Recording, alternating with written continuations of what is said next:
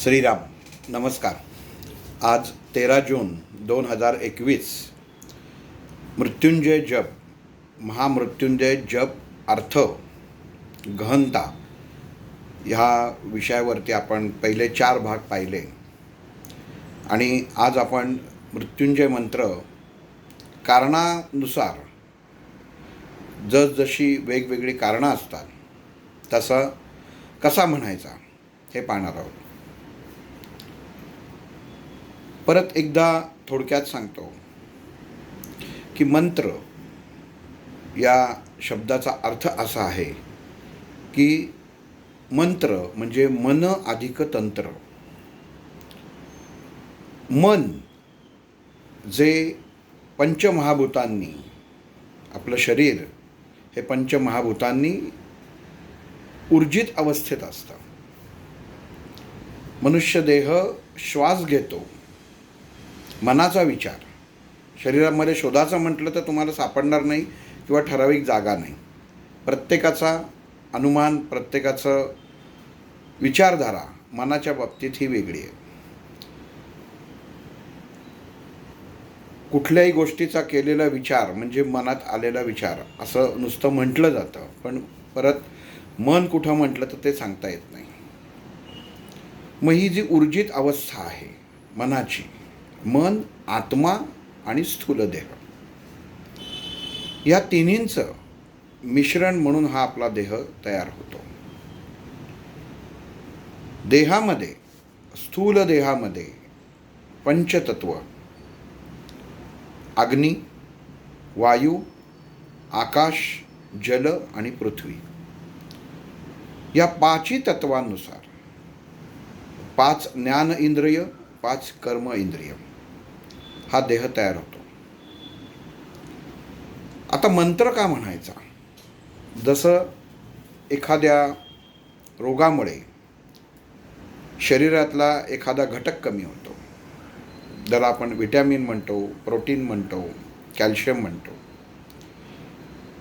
आणि डॉक्टर एखादी गोळी लिहून देतात, ती आपण घेतल्यानंतर तो भाग भरून निघतो आणि शरीर जे जिथं कमी आहे ती गोष्ट, तो भाग, ती ऊर्जा त्या गोळीच्या मार्फत वाढवली जाते आणि परत देह ह्या पंचतत्वामध्ये, या 5 तत्वांमध्ये, पंचरसांमध्ये, समभागामध्ये विभागला जातो. आपल्या सर्वांना माहिती आहे की पाण्याचं प्रमाण शरीरामध्ये सर्वात जास्त आहे, 70%पेक्षा. बाकी जो देह जो आहे तो इतर तत्वांनी बनलेला आहे. मग जेव्हा एखादा मंत्र म्हणतो, मनाचं तंत्र, मग तंत्र म्हणजे काय? तर मनुष्याचा प्रत्येक क्षणाक्षणाला होणारा विचार जेवाचा असेल तर जेवणामध्ये काय घटक असतील. एखादा वास आला, हा वास कशाचा आहे? एखादा सुवास आला तरी हा कशाचा आहे? म्हणजे गंधाचं ज्ञान. तसंच जलाचं ज्ञान. एखादं पेय थंड प्यायचं असेल तर ते जे थंड पेय आपण जेव्हा प्यायच्या अगोदर हातात घेतो आणि ते अगोदर जर प्यायलेलं असेल तर त्याची चव आपल्या जिभेवरती अगोदरच उत्पन्न होते. हे सांगायचं कारण असं की आपला देह, आपली वैचारिकता, आपला मेंदू आणि त्या मेंदूमध्ये निर्माण होणारी कंपनं, सप्रेसर कंपनं असं त्याला म्हटलं शब्द आहे, की कंपनं त्या गोष्टीच्या भोवती आपली ताकद निर्माण करतात आणि त्या चुंबकीय क्षेत्र निर्माण झाल्यामुळे त्या मग समोरच्या गोष्टीचा तो पदार्थ, त्याचा वास किंवा जो दिसायला कसा आहे, त्याचं स्वरूप हे आपल्या मेंदूपर्यंत पोचवतात. आता हे पोचवताना मग आपण जसं म्हणतो की वाणी ही मुखातनं सुद्धा बोलली जाते आणि मनातनं सुद्धा बोलली जाते. तर मनाचा मनाशी असलेला जो संपर्क आहे, हा संपर्क खूप महत्त्वाचा असतो, ज्याला आपण विचार म्हणतो. की बाह्य अवस्थेमध्ये होणारी कृती वेगळी असते आणि अंतर अवस्थेमध्ये होणारी कृती वेगळी असते. आणि जेव्हा या दोन्हीचा समतोलपणा होतो तेव्हा शरीर स्थिरतेकडे जायला लागतं. पण ह्या दोन्हीपैकी म्हणजे अंतरस्थिती आणि बाह्य स्थिती ह्याच्यामध्ये जर तफावत राहिली तर शरीराचं पंचरसांचं गणित हे बिघडतं. मग जसं जे 5 तत्व बिघडली, मग 5 तत्व बिघडल्यानंतर पंचतत्व बिघडल्यानंतर वात पित्त कफ बिघडतं. मग त्याचा शरीरावरती परिणाम होतो. म्हणजे काय तर तंत्र बिघडतं. आपण म्हणतो ना, काय तुझं आज तंत्र बिघडलं, काही कळत नाही, तू जेवत नाही आहेस, नीट नेहमीसारखं बोलत नाही आहेस, नीट नेहमीसारखं वागत नाही आहेस, नेहमीसारखं तुझ्या हातनं काम होत नाही आहेस. म्हणजे काय तर तंत्र बिघडलं. पण तंत्र बिघडणं म्हणजे काय तर ही स्थिती की विचारांमध्ये ज्या गोष्टी चालू असतात, मेंदूशी ज्या विचारांची देवाणघेवाण चालू असते, त्याच वेळेला बाह्य गोष्टींची देवाणघेवाण मेंदूशी केली जाते किंवा होते. आपण उदाहरणार्थ असं धरू, असं समजू की मी नामस्मरण करतोय, मनामध्ये श्रीराम श्रीराम म्हणतोय आणि हे करताना माझ्यासमोर एखादं काम आलं, मला एखादी गोष्ट असं अजून सोपं करू की घड्याळाला किल्ली द्यायची, घड्याळ नीट चालावं म्हणून मनामध्ये नामस्मरण चालू आहे.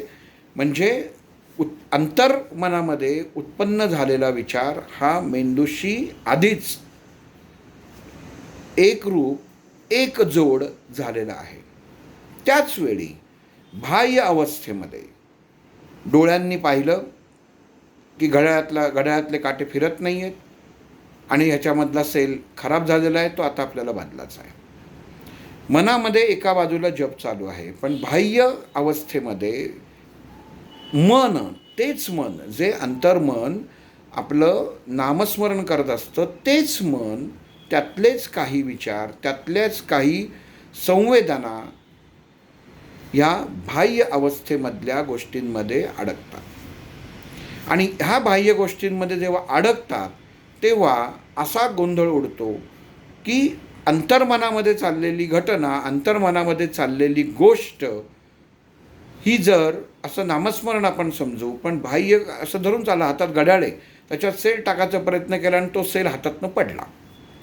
तो जसा पडतो तसा मनुष्य अस्वस्थ होतो. कुठं पडला, मग बाजूला कोणी असेल तर जरा शोध रे. म्हणजे ही कृती जेव्हा घडत असते, हे विचार मनामध्ये उत्पन्न होतात, तेव्हा अंतर्मनामधला जो मूळ विचार चालू असतो हा सुप्त अवस्थेत जातो.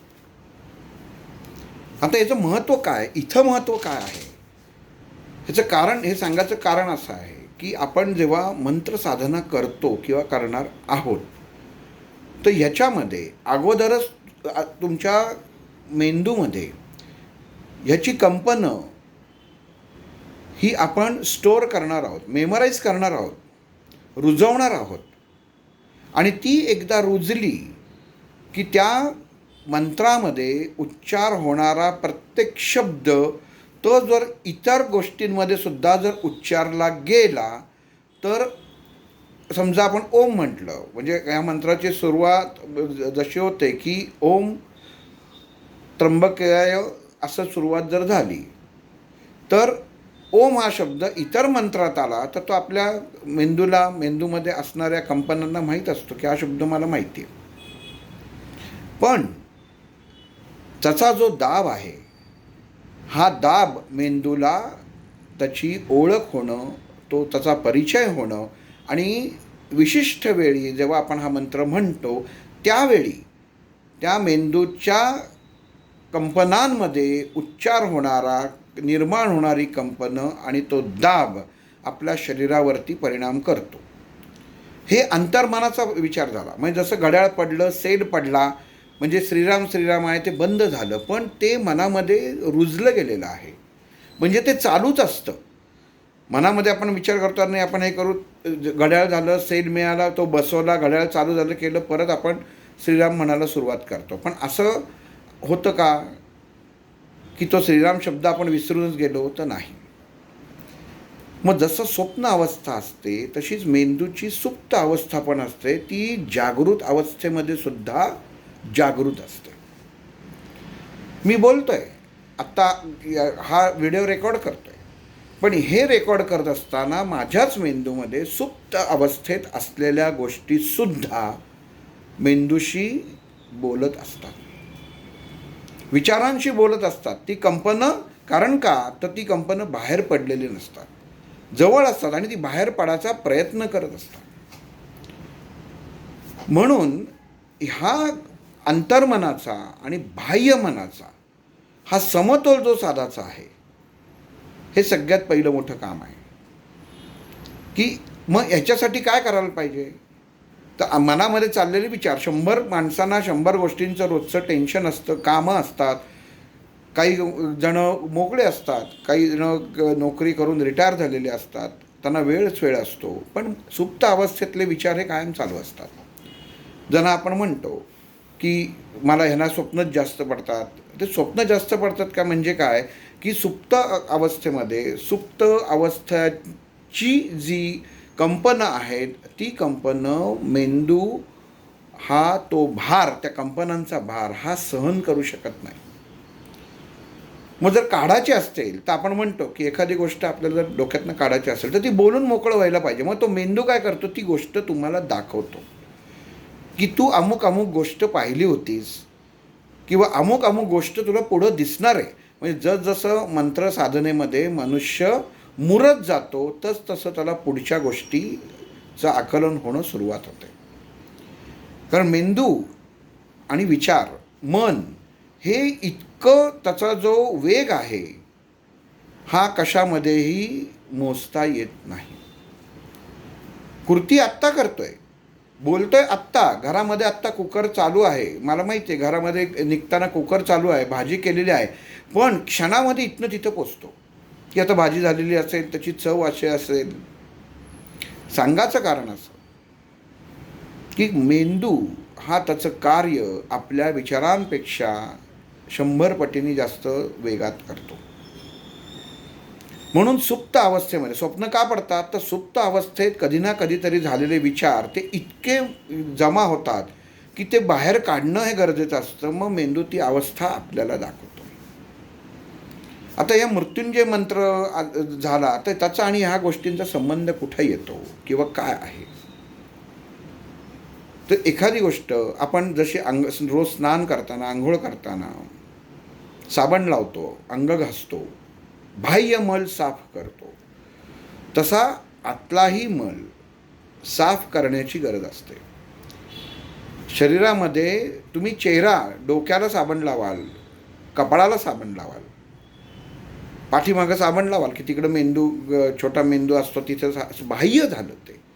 पण अंतर्मनामध्ये, वैचारिकतेमध्ये जी दूषितपणा असतो, मग त्याला स्वच्छ कोण करणार, तर मग त्या स्वच्छतेसाठी, म्हणजे आपलं शरीर हे जर आपण यंत्र मानलं, एखादी मोटर जर पूर्ण इंजिन आहे, सर्व गोष्टी आहेत, पण त्याला ॲक्सिलेटरच नसेल किंवा त्याची चावी द्यायचं इग्निशनच नसेल तर त्या मोटारीचा उपयोग नाही. तसं शरीर आहे, सर्व गोष्टी आहेत, पण त्याचं तांत्रिक बाब जर बघायची झाली तर ती साफ करणारी अशी कुठली तरी सिस्टीम किंवा कुठला तरी साबण असा पाहिजे की जो अंतर्मनामधले विचार आपोआप घालवेल. प्रत्येक, जसं आपण म्हणतो की ब्लड प्रेशरची माणसं गोळी घेतात, सगळ्यांना एकाच ताकदीची किंवा एकाच पॉवरची गोळी नसते, वेगवेगळी गोळी असते. की अमुक ह्याला 1 मिलीग्रॅम, एकाला 10 मिलीग्रॅम, एकाला 1 mg, 10 mg. का, देह दिसायला सारखा आहे सगळ्यांचा, पण त्यांना त्या देहाला आत्म स्थिर ठेवण्यासाठी जे औषध लागतं त्याचं मोजमाप हे बाह्य अवस्थेतनंच करायला लागतं. की ते जे तेव्हा तुम्ही गोळी घेता तेव्हा तुमच्या शरीरामधल्या हृदयगतीमध्ये, रक्ताभिसरणामध्ये बदल होतो. तसं जेव्हा मंत्राची साधना होते, म्हणजे झालं कसं, मंत्र, मनाचं तंत्र. मग पहिला शब्द काय झाला तर मंत्र झाला. आता मंत्र झाला. गाडी आपण कार तयार करायची, एखादं नवीन मॉडेल बाजारात येतं तर ते लगेच येतं का, की लगेच त्याची बांधणी असेंब्ली करायला सुरुवात होते का, तर नाही. ते कागदावर अगोदर चित्र काढलं जातं की हे कसं असेल, ह्याच्यामध्ये काय पाहिजे, आपल्याला कशा सुखसोयी पाहिजेत, ह्याच्यामध्ये बदल काय करायला पाहिजे, आधुनिकतेनुसार त्याच्यात बदल काय करायला पाहिजे, आणि हे बदल करताना किमती कशी कमीत कमी राहील आणि आतमध्ये बसणाऱ्या माणसाला जास्तीत जास्त फायदा कसा मिळेल. म्हणजे काय झालं की जे यंत्र बनवणार ते यंत्र बनवताना हा विचार केला जातो. मग हा विचार कोण करणार आहे? मूळ तयार आहे, मोटार तयार करायची आहे. म्हणजे मंत्र काय आहे की अमुक अमुक अमुक ही कंपनी, टोयोटा आपण धरू की टोयोटा ही कंपनी, तर ही अमुक हा कार तयार करणार आहे, एवढे 125 सीसीची 1200 सीसीची कार तयार करणार आहे, हा मंत्र झाला. मग दुसरं काय आहे तर ते यंत्र झालं. म्हणजे ते कागदावर काढायला पाहिजे की कसं आहे ते. आणि मग ते काढताना तुम्हाला ते कागदावरती तुम्ही जेव्हा रेखाटता तेव्हा त्याच्यात तंत्र पण पाहिजे. म्हणजे आतमधल्या गोष्टी, तांत्रिक गोष्टी. एखादी आपण टी व्ही बघत असताना मध्येच ट्रान्समिशन जातं की आणि तिथं लिहून येतं की काही तांत्रिक अडचणींमुळे पुढचा भाग दाखवू शकत नाही. म्हणजे टी व्ही आहे, ट्रान्समिशन करणारं मशीन पण आहे, पण ते कार्यान्वित नाही आहे. म्हणजे सर्व आहे पण कार्यान्वित नाही आहे. कारण कार्यान्वित करण्यासाठी लागणारी जी शक्ती आहे, म्हणजे ती जी ताकद, फ्रिक्वेन्सी आहे, ती काही जनरेट होत नाही, ती काही निर्माण होत नाही. म्हणजे तांत्रिक कारण झालं. म्हणजे तसंच मंत्रामध्ये जेव्हा मंत्राचं उच्चारण होतं, मंत्राचा उच्चार केला जातो, गाडी चांगली आहे, ड्रायव्हर पण चांगला आहे, पण एकदम त्यांनी जर ॲक्सिलेटरवरती पाय दिला तर मग उत्तम प्रकारची, चांगल्या प्रकारची गाडी असूनसुद्धा ती पुढच्याला जाऊन धडकणार आहे. मग मंत्र उच्चार का महत्त्वाचे? तर त्या गाडीतल्या तांत्रिक भाग हा की त्या गाडीतल्या ॲक्सिलेटरसारखा आहे की तुम्ही किती कुशल असा, गाडी किती उत्तम प्रतीची असो, पण ती चालवताना जर गडबड झाली तर तुमचं कुशलता असो किंवा ती गाडी उत्तम असो, म्हणजे काय, गाडी म्हणजे काय झालं ते इथं गाडी आपण मंत्र समजू. मंत्र आहे तुमच्याकडं, यंत्र आहे. ह्या दोन्ही गोष्टी झाल्यानंतर फक्त पण तंत्रच जर बिघडलं तर पहिल्या दोन गोष्टी माहिती असून त्याचा उपयोग नाही. मग तंत्र म्हणजे काय आहे? तर तंत्र म्हणजे उच्चार. उच्चार कसा हवा, दाब कसा हवा, ॲक्सिलेटरवरती दिलेला पाय किती दाब हवा हे कळतं. कोणाला कळतं? मेंदूला कळतं, त्यातल्या संवेदनांना कळतं, त्यातल्या कंपनांना कळतं. आणि मग ती संवेदना, ती कंपनं ते पायाकडं तो सिग्नल पाठवतात की तुला एवढं हे दाबायचं, किती वेळात, की अगदी विचारसुद्धा करू शकणार नाही एवढ्या क्षणामध्ये. म्हणजे विचार करा की मेंदूची ताकद काय असेल. म्हणजे उच्चारलेला एखादा प्रत्येक शब्द आपण सर्वसामान्य जीवनामध्ये, रोजच्या व्यावहारिक जीवनामध्ये जो प्रत्येक शब्द उच्चारतो त्या प्रत्येक शब्दाची मेंदूवरती काय परिणाम होत असेल.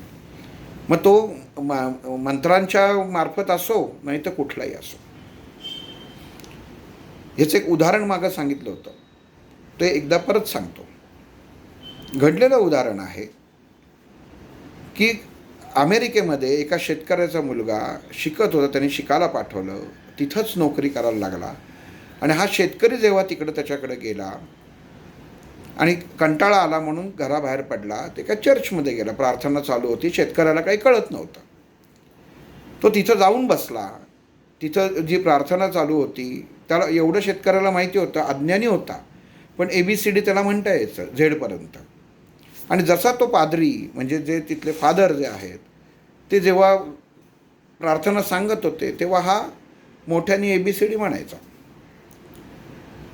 आणि कसं होतं की एखादी गोष्ट चालू असेल त्याला आणि विसंगत त्याच्यामध्ये जर मिसळलं गेलं तर मूळ गोष्ट जी असते ती चुकते. आणि मग तसं व्हायला लागलं. मग त्या जे फादर होते, पादरी होते, त्यांनी त्याला सांगितलं की तुम्हाला कळतं का, इथं प्रार्थना चालू आहे, तुम्हाला येत नसेल तर तुम्ही शांत बसा, ऐका. पण त्यांनी इंग्लिशमध्ये सांगितलं, त्या शेतकऱ्याला काही कळलं नाही. त्या शेतकऱ्याला वाटलं की आपल्याला हा अजून म्हणायला सांगतोय. परत जेव्हा त्या पादरींनी प्रार्थना चालू केली आणि शेतकरी तो जसा चालू केलं की शेतकरी ABCDEFG म्हणायचा आणि परत त्याच्यामध्ये डिस्टर्ब व्हायला लागलं, गोंधळ उडायला सुरुवात झाली आणि एकदाची त्या फादरनी प्रार्थना संपवली आणि त्या माणसाला त्यांनी, त्या शेतकऱ्याला बोलवून त्याच्यावर तो ओरडला की तुला मी सांगत होतो की तू शांत बस, तरी तू काही शांत बसला नाहीस. आता हे सुद्धा तो इंग्लिशमध्ये सांगत होता, शेतकऱ्याला काही कळत नव्हता. पण आता प्रार्थना संपल्यानंतर जे भाषांतर करतात त्यांनी त्या शेतकऱ्याला सांगितलं की तुम्ही जे म्हणत होतात त्याच्यामुळे प्रार्थनेमध्ये गोंधळ निर्माण करत होतात, कारण तुम्ही चुकीचं उच्चार करत होतात, तुम्ही चुकीचं बडबडत होतात, प्रार्थना वेगळी आहे. आता तो शेतकरी काय करतो, त्या फादरला सांगतो तुम्ही जी काही प्रार्थना म्हणताय ती काही मला माहीत नाही, ती काही मला कळली नाही, हे तुमचं अगदी बरोबर आहे.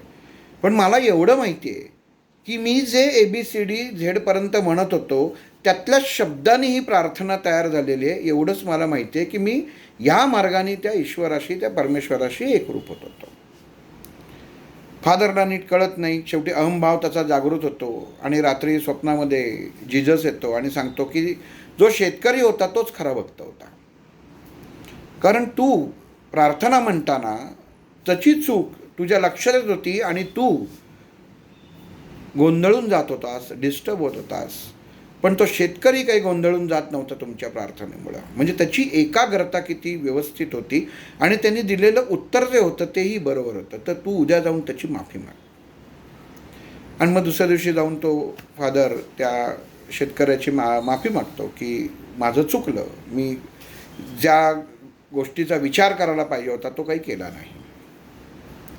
आता हे उदाहरण इथं सांगायचं कारण असं की आपण जीवनामध्ये उच्चारणारा रोजचा प्रत्येक शब्द हा आपल्या मेंदूमध्ये एखाद्या प्रार्थनेसारखा, एखाद्या मंत्रासारखा क्षणोक्षणी आघात करत असतो. आणि त्यातनं बाहेर पडणारी जी कंपन आहेत मेंदूला, जे माझ्याकडं आहे, माझ्याकडं 1 महिन्याचं सामान भरलेलं आहे, ते म्हटल्यानंतर परत जर कोणी फुकट सामान दिलं तुम्ही म्हणत अहो नको, वाया जाईल, माझ्याकडं मी आत्ताच सामान भरलेलं आहे, त्याच्यापेक्षा तुम्ही दुसऱ्याला द्या. मग मेंदू काय करतो, त्याच्या ही जी सृष्टी निर्माण होताना स्वर हे जे निर्माण झालेले आहेत हे या पंचतत्वामध्ये, पंचमहाभूतांमध्ये जे बसणारे आहेत त्याची प्रत्येकाची ओळख या मेंदूला असते.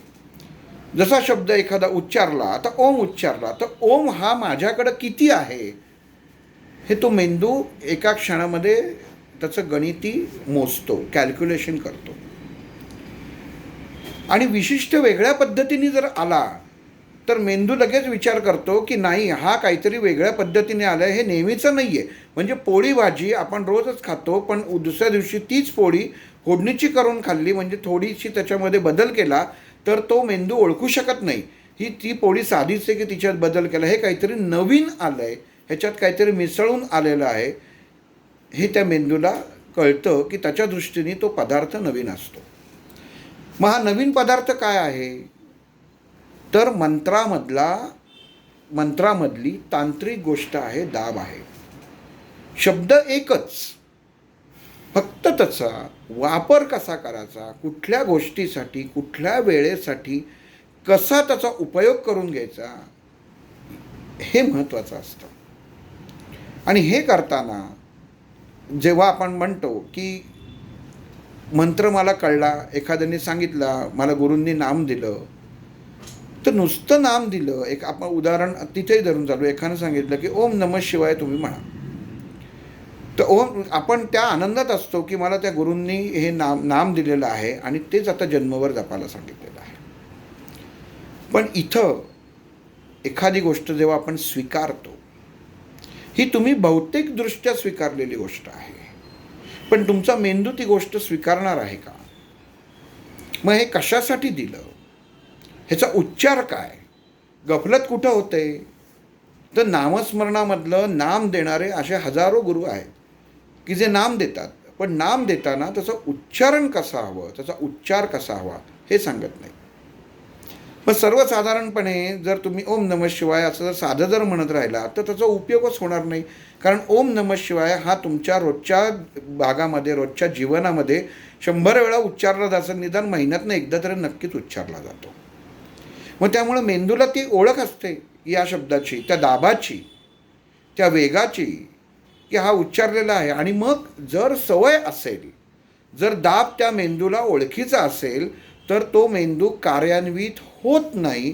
आणि तो कार्यान्वित न झाल्यामुळे त्याच्यापासनं निर्माण होणारी ऊर्जा, कंपनं निर्माण होत नाही. म्हणजेच काय, तर तो मंत्र, ते नाम फलद्रूप होत नाही. मग फलद्रूप होणं हे सगळ्यात महत्त्वाचं असतं. प्रसाद दिला, मंदिरात गेलो, प्रसाद वाटला, सगळ्यांना वाटला, पण बरं 2 जणांनाच वाटलं, बाकीच्यांना वाटलंच नाही. एखादा म्हटलं मी खाल्ला आणि मला मळमळायला लागलं. दुसरा म्हटला त्याला वास येत होता. तिसरा म्हटला अतिशय सुंदर होता. चौथा म्हणतो कमी भाजलेला होता. 5वा म्हणतो की नाही जास्त तुपकट होता. 6वा म्हणतो कमी गोड होता. तो प्रसाद ही गोष्ट मुळामध्ये मनुष्य त्या मूळ घटनेपासनं, मूळ भावापासनं लांबत जातो. पण मग 2च जणं असतात की ते त्याच्यावरती काही बोलतच नाहीत. हा प्रसाद होता उत्तम, समाधान. कारण बोलायची गरजच नाही. हा प्रसाद आहे, त्याचं वर्णन होऊ शकत नाही. त्याचं वर्णन तुम्ही जर करायला गेलात की प्रसाद उत्तम झालेला आहे, म्हणजे काय झालं की तुम्ही त्या भौतिकतेमध्ये, त्या मनामध्ये अडकलेला आहात. प्रसाद कसाही होऊ दे, तो प्रसादच असतो आणि प्रसादाची चव इतर अन्नाला येत नाही. तुम्ही प्रसादाचा, सत्यनारायणाचा शिरा, त्याला तो शिरा म्हणणं सुद्धा चुकीचं आहे, त्याला प्रसादच म्हणतात.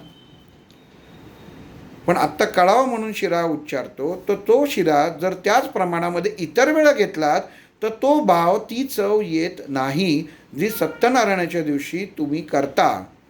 आणि त्यावेळी जी चव येते त्या प्रसादाला, जो त्याच्यामध्ये पवित्र भाव जो आपल्याला कळतो मनाला की वा वा वा सुंदर झालेला आहे. कसा झालेला आहे ते सांगता येत नाही. सुंदर झाला एवढंच त्याच्यामध्ये वर्णन करू शकतो आपण.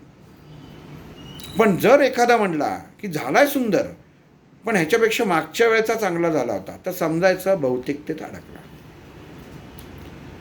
कुठल्याही गोष्टीला त्याच्या ज्याप्रमाणे ती प्रगट होणारे, त्या गोष्टीला ती कुठनं आलेली आहे, एखादी गोष्ट प्रगट होणारे तर ती कुठनं आलेली आहे हे पहिलं कळणं, हे पहिलं गरजेचं आहे. मग तसं मंत्र म्हणताना की तो कुठनं आलेला आहे, हा वेदातनं आलेला आहे. मृत्युंजय मंत्र कुठनं आलेला आहे, वेदातनं आलेला आहे. मग कुठल्या वेदातनं आलेला आहे, तर ऋग्वेदातनं आलेला आहे, यजुर्वेदामध्ये पण उच्चार आहे. कोणी केलेला आहे, कोणी सांगितलेलं आहे, तर मार्कंडेय ऋषींनी सांगितलेलं आहे. मग हा मंत्र व्हायच्या आधी, आता हल्ली इतक्या सोयी झालेल्या आहेत की नुसतं तुम्ही मोबाईलवरती किंवा कॉम्प्युटरवरती मार्कंडेय ऋषी जर टाईप केलं तर त्यांच्याबद्दल तुम्हाला बरंच काही माहिती मिळेल. तर त्या मुळापर्यंत जायला पाहिजे. नुसतं मला ही गोष्ट मिळाली आहे आणि त्यांनी माझं समाधान झालेलं आहे, आता माझं काम झालेलं आहे, तर तसं नाही. मुळापर्यंत जाणं खूप गरजेचं आहे. नुसतं वेद वेद वेद म्हणतो आणि विकत घ्यायला गेलं तर झालं, 50,000 रुपयाला 4 मिळतात, तर मला कधी वाचणार. एक तर मला काही कळत नाही. हा पहिलं माणसाची कंप्लेंट काय असते, तक्रार काय असते, मला कळत नाही, ही सगळ्यात पहिली तक्रार. आणि रास्त आहे की संस्कृत कळत नाही, त्यातले उच्चार कळत नाहीत, वाचता येत नाहीत. म्हणून शिकवणारा पाहिजे, गुरु पाहिजे. आपले पहिल्यापासनं, आपली लहानपणापासूनच ती वाचायची सवय पाहिजे. आणि सगळ्यात सोपं सांगतो की हे शक्यतो एखादा मंत्र, एखादं स्तोत्र जेव्हा लिहिलं जातं तर ते त्याचा छंद काय आहे हे पहिल्या पानावर मनोगतामध्ये दिलेलं असतं. की किती शब्द पहिले उच्चारले पाहिजेत, ते शब्द उच्चारलेत. बरेच जणं विष्णू सहस्त्रनामाचा क्लास लावतात किंवा भगवद्गीतेचा आता क्लास लावतात, पण ते तशी जर वाचायला गेली तर त्यांना ती वाचता येत नाही. त्याचं कारण असं की किती शब्दांचा उच्चार एका वेळी करायचा आहे हे त्यांना कळत नसतं, त्यांना माहीत नसतं. पण जेव्हा तुम्ही तो जे शिकवतात त्यांच्याकडे जाता आणि ते सांगतात, अरे असं कर, पहिले हा याचा जो छंद आहे तर ह्या 6 अक्षरं पहिली तू वाच. मग ती 6 अक्षरं जेव्हा तो वाचतो आणि नंतर परत 6 अक्षरं वाचतो, आता 6 अक्षर झाल्यानंतर दाब निर्माण होतो.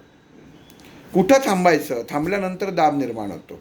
मग 6 अक्षर झाल्यानंतर जो दाब निर्माण होतो तोच पुढं तुम्हाला पुढची 6 अक्षरं म्हणायची असतात. आणि हे गणित एकदा जेव्हा कळतं तेव्हा तुम्ही पुढचं अतिशय लिलया करू शकता. आणि हे गणित कळण्यासाठी फक्त 1 मिनिट लागतो. म्हणजे असंही नाही की हो का, मग त्याची प्रॅक्टिस करायला लागते का, त्याची सवय करायला लागते का, मग रोज सांगायला पाहिजे का, नाही. तुम्ही कुठलाही मंत्र म्हणताना पहिल्यांदा त्याचं पहिलं पान उघडा, त्याच्यामध्ये लिहिलेलंच असतं की कुठल्या छंदामध्ये तो मंत्र, ते स्तोत्र लिहिलेलं आहे. तुमचे जे गुरुजी असतात त्यांना तुम्ही फोन करून विचारू शकता, अमुक अमुक स्तोत्र आहे, तर ते स्तोत्र या छंदात लिहिलेलं आहे, तर ह्याचा उच्चार कसा करायचा तुम्ही मला एकदा सांगा. जे गुरुजी, जे ब्राह्मण, जे पौरोहित्य करतात त्यांना हे शिकवलेलं असतं. त्यामुळे तो कोणीही असो, असं काही नाही आहे की त्याला विशिष्ट ब्राह्मणच पाहिजे असं नाही. कुठलेही गुरुजी, कुठलाही ब्राह्मण, जो ब्रह्म जाणतो तो ब्राह्मण, जातवात इथं येत नाही.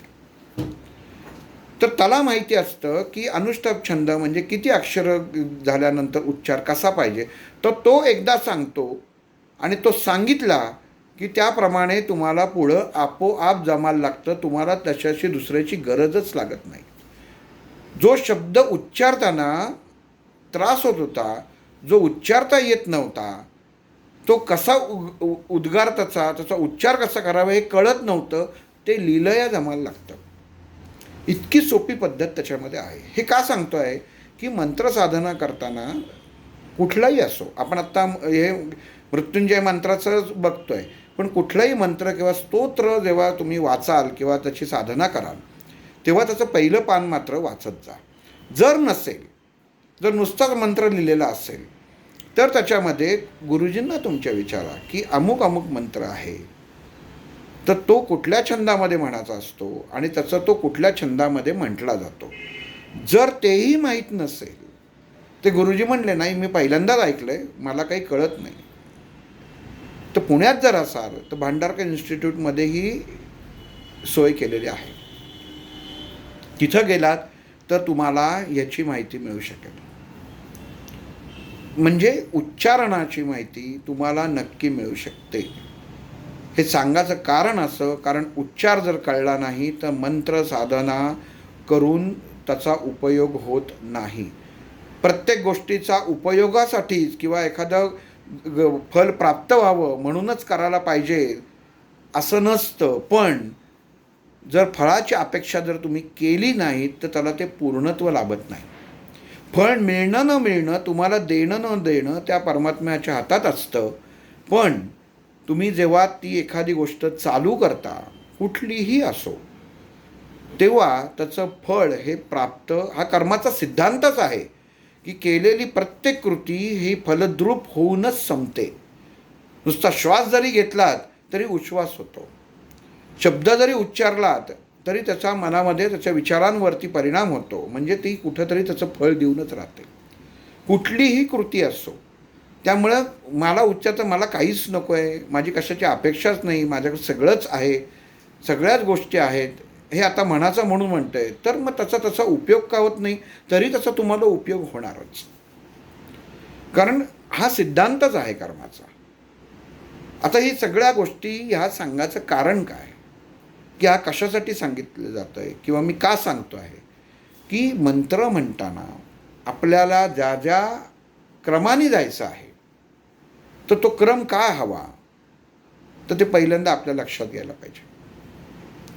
की मृत्युंजय मंत्र म्हणताना तुम्हाला मागच एका ह्याच्यामध्ये सांगितलं होतं की तुम्हाला एक कुठल्याही प्रकारचं तांब्याची वस्तू घ्या किंवा पितळ्याची वस्तू घेतली तरी चालेल, अगदीच दोन्ही नसेल, तुमची ऐपत असेल चांदीची घ्या, पण तांबं हे सगळ्यात चांगलं.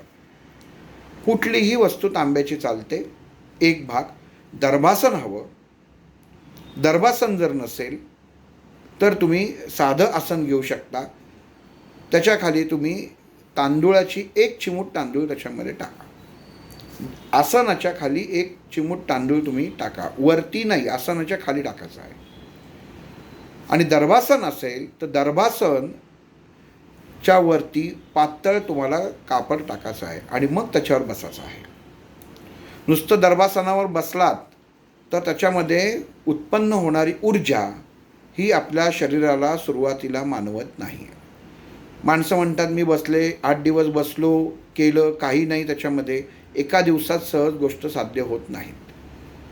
महिने जातात, वर्षानुवर्ष जातात, तेव्हा त्याच्यामध्ये कुठंतरी तुम्हाला प्राप्त व्हायला सुरुवात लागते. कारण मनुष्याच्या शरीरामध्ये असलेली घाण जोपर्यंत साफ होत नाही तोपर्यंत मंत्र असो, जप असो, स्तोत्र असो, लगेच परिणाम करत नाही.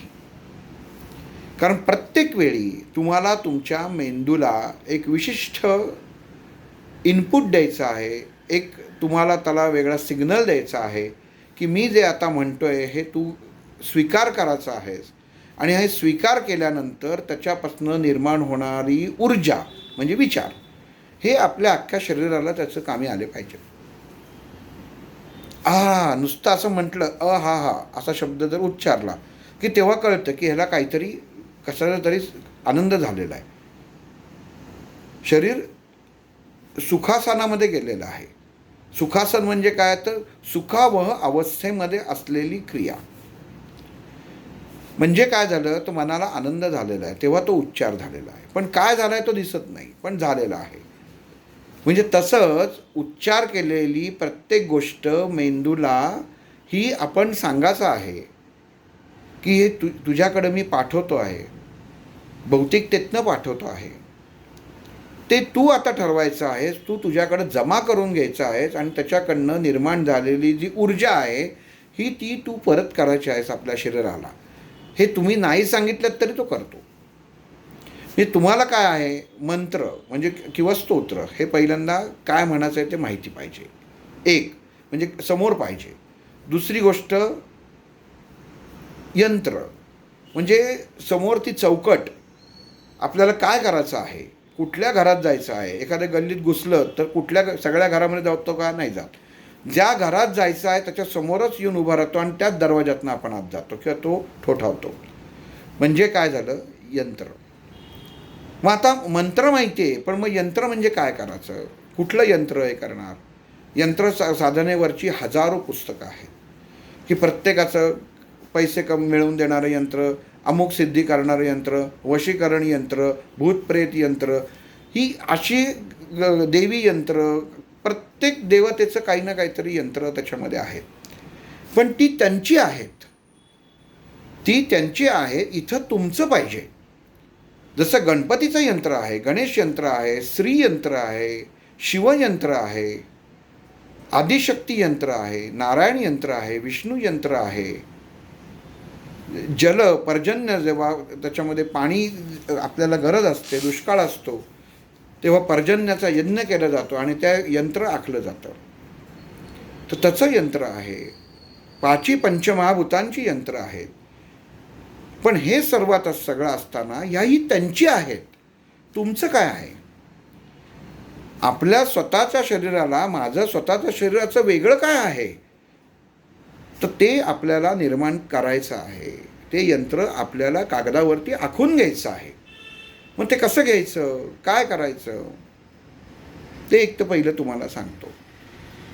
आता ह्याच्यात एक पहिलं सगळ्यात महत्त्वाचं म्हणजे एखाद्या माता भगिनींचं नाव हे जर असं सुरुवातीचं जर माहेरचं नाव लक्ष्मी असेल आणि लग्न झाल्यानंतर तिचं नाव सरस्वती ठेवलं गेलं असेल तर तिला साधना करताना लक्ष्मी या नावानेच साधना करायची आहे.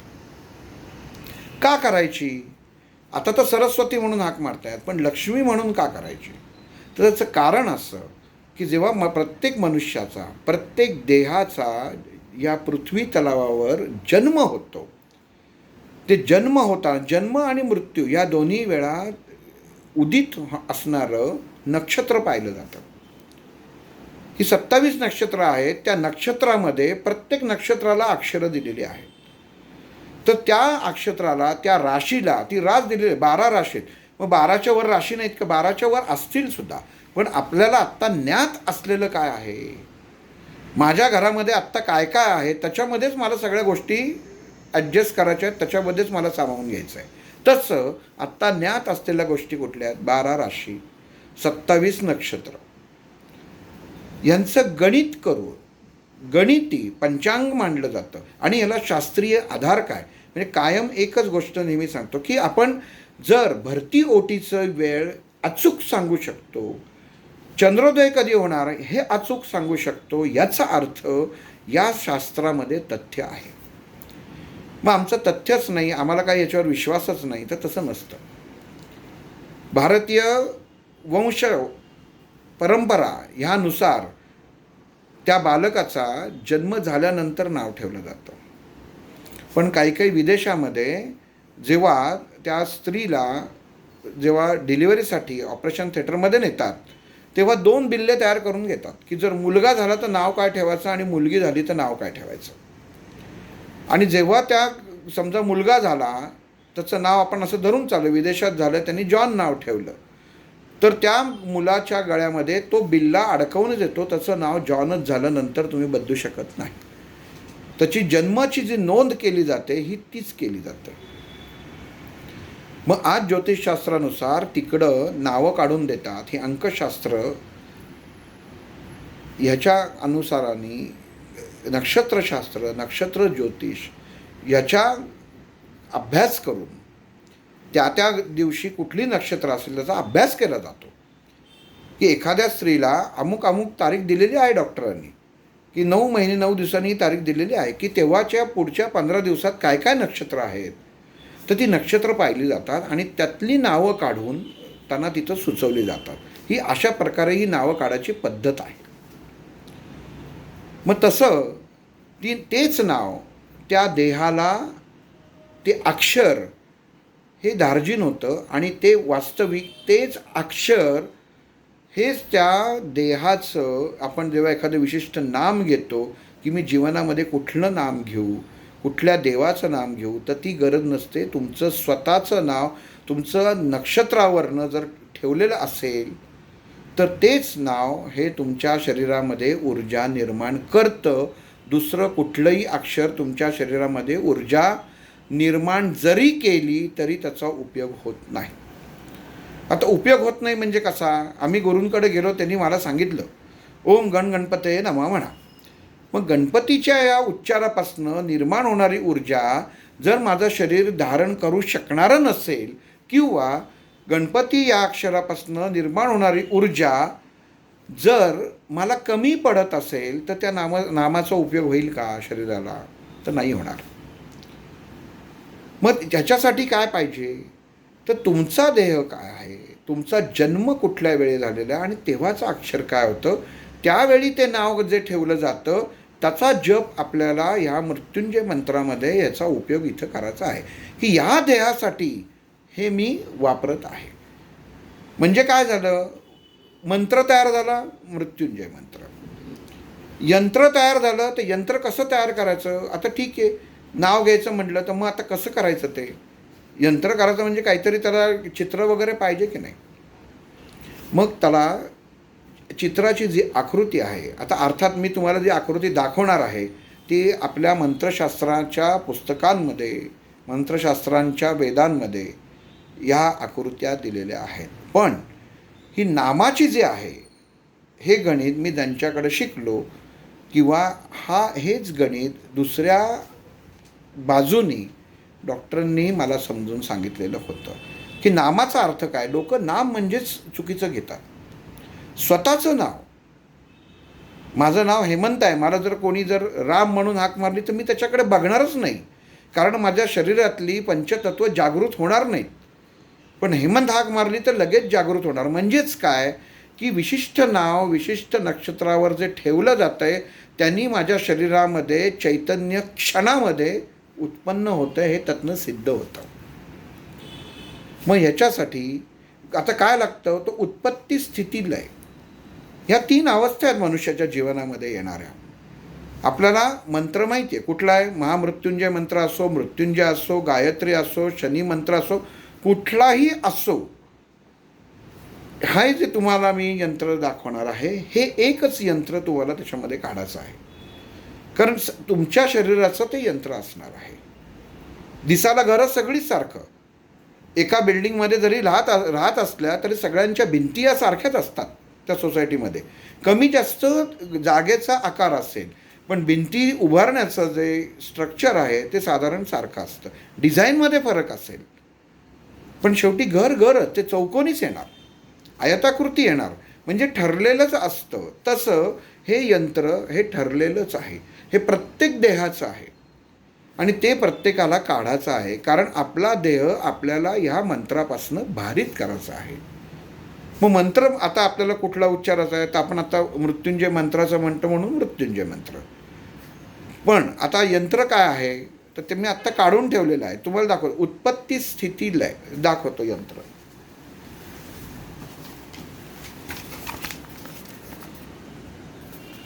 हे ते यंत्र आहे. आता इथं जो यंत्राचा हा जो त्रिकोण दिसतो आहे तर इथलं जे स्थान वरचं जे आहे हे उत्पत्तीचं आहे, हे स्थान स्थितीचं आहे आणि हे स्थान लय याचं स्थान आहे. आता इथं बघा, मंत्रशास्त्रामध्ये कुठलाही मंत्राची उच्चार सुरुवात ही ओमपासूनच येते. हे पहिलं अक्षर आहे ओम. म्हणून ओम हे सर्व, ओम वरती का ठेवलेलं आहे, खाली का नाही ओम, तर वरती ऊर्जा आकाश तत्व हे वर्ण दाब देत असतं. आता ह्या बाहेर ह्या तुम्हाला ह्या दिसत आहेत की आकडीसारख्या दिसतात, हे 1 2 3 या आकडीच आहेत. मग या कशाला अडकलेल्या आहेत तर आकाश तत्वाला अडकलेल्या आहेत. आणि हे आकाश तत्व आतमधले असलेल्या या पंचतत्वावरती दाब निर्माण करत असतं. मग हा पहिला हा ओंकार झाला, म्हणजे पहिला दाब हा ओम. हे दुसरं काय लिहिलं आहे बघा, दुसऱ्या याच्यामध्ये मी माझं नाव लिहिलेलं आहे इथं. आणि तिसरं जे आहे खाली तिथं राम बीज दिलेलं आहे. रावर अनुस्वार आहे जे अग्नितत्वाचं आहे आणि हम बीज दिलेलं आहे, दुसरं बीज हम दिलेलं आहे ते वायुतत्वाचं आहे. कारण अग्नी आणि वायू या दोन्ही गोष्टी आपला देह प्रज्वलित ठेवण्यासाठी गरजेच्या असतात. शरीरामध्ये अग्नी गरजेचा आहे तसा वायूही गरजेचा आहे. जर वायू नसेल तर अग्नी पेटू शकणार नाही. आणि जर नुसताच अग्नी असेल तर तो कमी जास्त नियंत्रण करायचा, विझवाचा का वाढवायचा ह्याचं काम वायू तत्व करतं. म्हणून वायू खाली दिलेला आहे की वायू हा खालनं फोर्स देतो या यंत्राला. आणि ओम जो आहे हा ओंकार आहे, इथं ही ऊर्जा सगळी स्थिर आहे. मग जेव्हा आपण बसतो तर तेव्हा लक्षात घ्या, ही आपली एक मांडी आहे आणि ही एक मांडी आहे आणि हे आपलं मस्तिष्क आहे आणि ह्याच्यामध्ये हे यंत्र आहे. ओम वरती इथं तुमचं नाव लिहायचं आहे, इथं मी आत्ता माझं नाव लिहिलेलं आहे, इथं राम लिहिलेलं आहे आणि इथं हम लिहिलेलं आहे. ही बीजे दिलेली आहेत. म्हणजे हेच यंत्र हे तुम्हाला कागदावरती काढून घ्यायचं आहे. आता हे कागदावरती काढून घेतल्यानंतर खाली अजून एक यंत्र दिलेलं आहे जे चौकोनांमध्ये दिलेलं आहे. हा जो आहे हा स्वयंसिद्ध यंत्र याला असं म्हणतात. ह्या यंत्रामध्ये तुमची जन्मतारीख काय आहे ते दिलेली आहे. पहिलं सुरुवात कशापासून केलेली आहे, ओमपासून केलेली आहे. एखाद्याचं जन्मवेळ किंवा जन्मतारीख जी ज्याप्रमाणे असते, जर जन्मतारीख जर समजा आता माझी 22 आहे म्हणून मी 22 लिहिलेली आहे. एखाद्याची जर 9 असेल तर पहिलं ओम नंतर पहिलं अक्षर इथं 0 येणार आणि मग 9 येणार. तसंच दुसऱ्या स्थानावरती इथं दिलेलं आहे तर ही शक्ती आहे. श्रीम शब्द म्हणजे ही शक्ती आहे. आपल्याला शक्ती पाहिजे. कुठल्या सालामध्ये तुम्ही जन्म हे केलेला आहे तर माझं 08 आहे म्हणून 08 केलं. एखाद्याचा जर नोव्हेंबरमध्ये असेल तर इथं 1/1 येईल म्हणजे 11 तारीख येईल, म्हणजे 11वा महिना, क्षमस्व 11वा महिना येईल.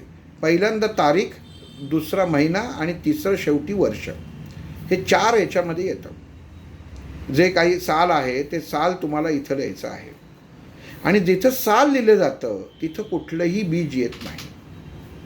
कारण साल जे आहे हे कायम स्थिर असतं. का असतं?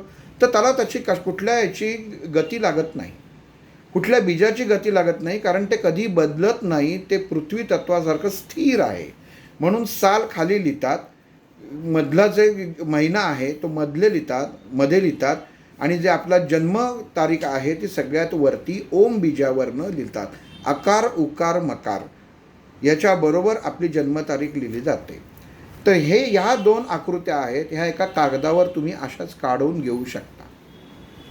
आणि ह्या आकृत्या तुम्ही काढून घे. परत हे जे ही आकृतीमध्ये तुम्हाला जे आकडे दिसत आहेत हे मी तुम्हाला मोबाईलमध्ये दाखवतो आहे, म्हणजे एक्झॅक्टली तुम्हाला ते काढताना उलटे काढायचे आहेत एवढं फक्त लक्षात ठेवा. म्हणजे ही बाजू ह्या बाजूला येईल आणि ही बाजू या बाजूला येईल. तुम्ही जेव्हा वाचाल तेव्हा तुमच्या सरळ लक्षात येईलच की ज्याप्रमाणे नाव लिहिलेलं आहे तसंच तुम्हाला आकृती काढायची आहे. नाही तर त्याच्यामध्ये गोंधळ होईल की ही जर समजा खालच्या बाजूला गेली किंवा अजून काही झालं, एक खाली आणि एक वरती आहे बघा, तर ती जर कुठं झालं तर जिथनं नावाची सुरुवात होते, सोपं सांगतो, जिथनं नावाची सुरुवात होते त्या बाजूची खालची जी बाजू आहे तो आकडा वरती काढायचा आहे, आणि जिथं संपतं तिथनं तो खालती काढायचा आहे. म्हणजे परत ही शंका राहणार नाही की मी काढायचं कसं त्याच्यात. आता वरती राहिला ओम. या ओमच्या बरोबर जिथं ओम संपतो तिथं तो आकडा काढायचा आहे. ह्या गोष्टी एक लक्षात ठेवणं हे खूप गरजेचं आहे, कारण ह्या दोन्ही गोष्टी हे आपल्या शरीराचं यंत्र आपण काढणार आहोत, जे आपण भारित करणार आहोत. मला असं वाटतं की आता हे मी काढतो, बाजूला काढतो, कारण आता हे दिसलं असेल नक्कीच. आणि जेव्हा हे आपण लिहितो एका साध्या कागदावरती, तुम्ही पेनाने लिहा, पेन्सिलनी लिहा, काळं अक्षर सोडून, काळी शाई सोडून बाकी कुठल्याही शाईनी रंगाने तुम्ही ते लिहू शकता. मग केशरी रंगाने लिहिलं तर जास्त प्रभावी होईल का, लाल रंगाने लिहिलं तर प्रभावी होईल का, हे असल्यानंतर प्रश्न त्याच्यामध्ये मनामध्ये उत्पन्न राहतात किंवा होतात. तर ते महत्त्वाचं नाही आहे. ते जो चित्र आहे, हे चित्र मी एवढ्यासाठी म्हणतो की ते दिसताना तुम्हाला चित्रासारखं दिसणार आहे, की जे आपल्या देहाचं यंत्र आहे हे प्रत्येकाला काढायचं आहे. 2 भागामध्ये काढून ठेवलं तरी चालेल, वर खाली काढलं तरी चालेल, डावं उजवं काढलं तरी चालेल, डावं यंत्र उजवीकडे गेलं, उजवं डावीकडे गेलं तरीही चालेल, कसंही काढा, समोर असणं गरजेचं आहे. म्हणजे त्या विषयामध्ये भौतिकतेत अडकायचं नाही. हे सगळ्यात सोपं. ज्या बाजूला नावाची सुरुवात आहे त्या बाजूचा खालची आकडी वरती वाकलेली आहे, आणि जिथं नाव संपतं त्या बाजूची खाली सरकलेली आहे, कारण तो अस्ताचा आहे. म्हणून तिथं खाली आपण ती आकडी खाली, ती आकडी का काढलेली आहे तर तिथं लटकणं म्हणतात. आपण जेव्हा जसं मंत्रामध्ये उर्वारुक जेव्हा जो शब्द आहे तसं प्रत्येक मंत्रामध्ये एक शब्द असा येतो की तिथं मनुष्य जीवन हे लटकलेलं असतं.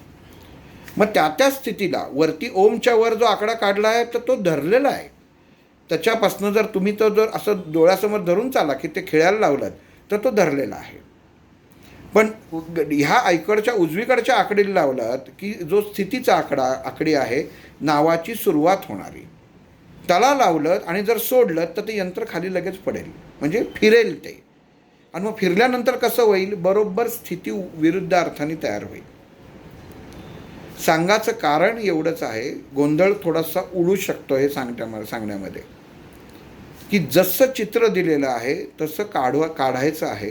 कुठलाही मंत्र असो, हे तुम्हाला म्हणताना परत एकदा पहिल्यापासून शांत सांगतो. साधनेला बसलेला आहात, हातामध्ये जवळ एखादं कुठल्याही तांब्याचं तुम्ही वस्तू बरोबर घेऊ शकता. कुठलंही सोप्यात सोपं, छोटी असो, अंगठी असो. आता ही अंगठी आहे तर ही सोन्याची आहे, पण ही जर तुमची जर तांब्याची असेल तर कुठली गोष्ट हातामध्ये आपल्याला घ्यायची आहे. आणि जेव्हा तुम्ही आसन ग्रहण करता, हातपाय धुवून आसन ग्रहण करायचं आहे.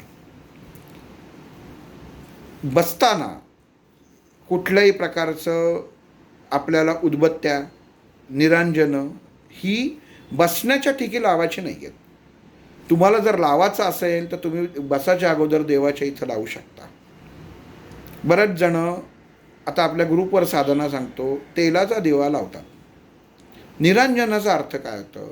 नीर म्हणजे स्वच्छ आणि अंजन, म्हणजे हा जो प्रकाश आहे, जो हा नीर स्वच्छतेचा आलेला आहे, त्याचा ते आपल्याला प्रज्वलित करायचं आहे. तर तिथं तेलाचा दिवा कसा चालेल? जर निरांजन शब्द सांगितला तर तिथं तेल येऊ कसं शकतं? पण ठीक आहे, प्रत्येक शब्दामध्ये वाद घालायचा किंवा त्याच्यामध्ये अजून तो विषय बाजूला भरकटत जाऊ शकतो. म्हणून जेव्हा आपण बसतो तेव्हा पहिली गोष्ट, अंगावरती कुठल्याही प्रकारे चामड्याची वस्तू नसावी. हातात घड्याळ असेल काढून ठेवा, कमरेला पट्टा असेल काढून ठेवा. या 2 गोष्टी कायम लक्षात ठेवल्या पाहिजेत. गळ्यामध्ये काही जण चामडं घालतात नजर लागू नये म्हणून वगैरे, ते काढून ठेवायला पाहिजे जर तुम्हाला खरंच या मंत्रापासनं तुमचं शरीर भारीत व्हावं असं वाटत असेल तर.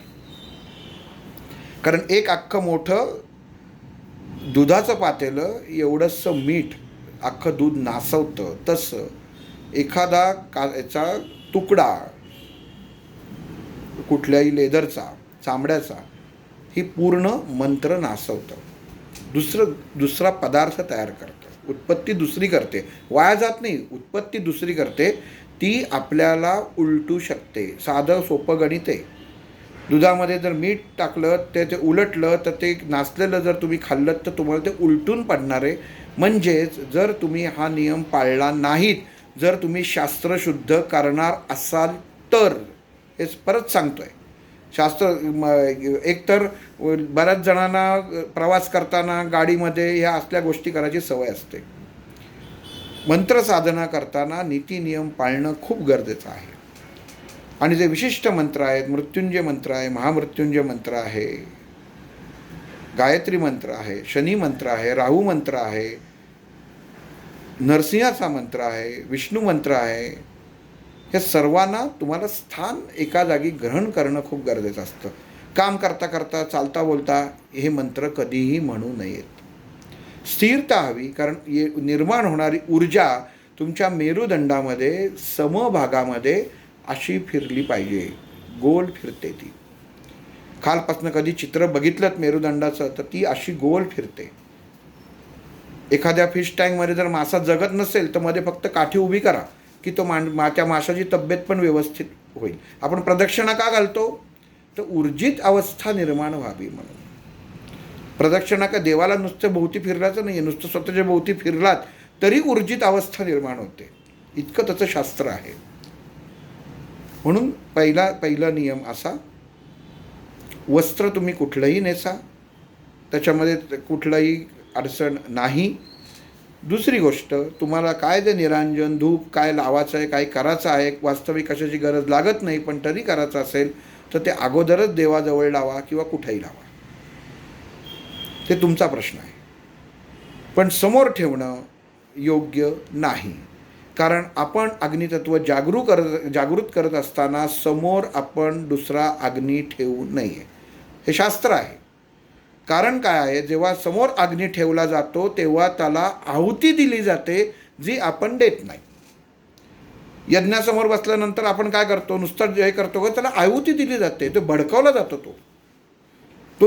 तो अग्नी भडकवला जातो, म्हणजे तिथं बसताना आहुती दिली जात नाही. मग इथं जर तुम्ही निरंजन तुमच्या समोर लावून ठेवलं तर तुम्ही जो मंत्राचा उच्चार करणार आहे त्याची आहुती आपोआप त्याला मिळते. म्हणजेच तुम्ही परत शारीरिकदृष्ट्या शून्य होता. म्हणून ठेवायचं नाही. म्हणून कुठलाही अग्नी त्यावेळी बाजूला नसावा. परत सांगतो, पहिली गोष्ट, शरीरावरती कुठलं चामडं नसावं. दुसरी गोष्ट, कुठल्याही प्रकारचं बाजूला उदबत्ती, निरांजन, दिवे काहीही नसावं. कुठलीही एक तांब्याची वस्तू आपल्या जवळ घेऊन बसावं, जवळ ठेवावी, हातात ठेवा, जवळ ठेवली तरी चालेल. जे यंत्र आत्ता सांगितलं ते एका कागदावर काढून घ्या. आपल्या नजरेला ते यंत्र व्यवस्थित दिसेल, एकाग्रता करायची आहे म्हणून सांगतोय, अशा पद्धतीने काढा. मग ते मी एवढं काढू का एवढं काढू हा प्रश्न नको. तुमच्या नजरेला सहज दिसेल असं काढा. एवढं काढून जर तुमच्या नजरेला जर दिसणार असेल तर तेवढं काढा, हरकत नाही. तुमच्या नजरेला सहजतेने जे दिसेल तसं काढायचं आहे. काळ्या शाईचा उपयोग करायचा नाही. खाली मागं येणारा कागद हा पांढरा स्वच्छच हवा. त्याच्यामध्ये मग निळं हिरवं, मग याच्यात या पुस्तकात या ग्रंथात काय दिलेलं आहे ते नाही. पांढरा स्वच्छ कागद हवा. त्याच्यावरती तुम्ही निळ्या पेनाने सुद्धा यंत्र काढलं तरी चालेल, पेन्सिलीने काढलं तरी चालेल, कशानेही काढा, काळं सोडून. हा दुसरा भाग झाला. बसण्यासाठी दर्वासन तुम्ही घेतलं तर चांगलं, नसेल तर साधं आसन घ्या, त्याच्यावर बसा. घोंगडीचं आसन घेऊ नका. कोणाकडं घोंगडी असेल तर घेऊ नका. पोतं असेल घेतलं तरी चालेल, उत्तम. साधं जे पोतं जुनं मिळतं, गव्हाची पोती वगैरे ब्राऊन कलरची यायची, ते घेतलं तरी चालेल, पण घोंगडी नसावी. कारण अजून तो मंत्र फलद्रूप होत नाही तोपर्यंत घोंगडी वापरायची नाही. तिसरी गोष्ट, रबराचं आसन घ्यायचं नाही. शक्यतो जेव्हा मंत्र साधना तुम्ही करत असता तेव्हा घरामध्ये स्लीपर वापरू नये रबराच्या. हल्ली त्यासुद्धा वेताच्या मिळतात, चालेल, पण जिथं रबर आहे तिथं अस्वस्थता आहे, हे कायम लक्षात ठेवायचं. पायात जर रबर घातलं तर अस्वस्थता निर्माण होते. म्हणून रबरावरती कधीही बसू नये, रबर कधी पायामध्ये परिधान करू नये. तात्पुरतं 2 मिनिटाकरता कुठं केलं तर ठीक आहे, पण बऱ्याच जणं स्त्रियांना घरामध्ये रबरी स्लीपर वापरतात आणि मग नंतर कमरेचे प्रॉब्लेम, मानेचे प्रॉब्लेम घेऊन बसतात. कारण रबर हे अस्वस्थता निर्माण करतं. कारण हे मला डॉक्टरांनी पहिल्यांदाच सांगितलेलं होतं की रबर वापरायचं नाही, कारण रबर हे शरीरातलं जलतत्व बिघडवतं, म्हणून रबर वापरायचं नाही. वायू बिघडवतं, पायात गोळे येतील, पायामध्ये कंप निर्माण होईल, विचारांमध्ये कंप निर्माण होईल, म्हणून रबर नाही.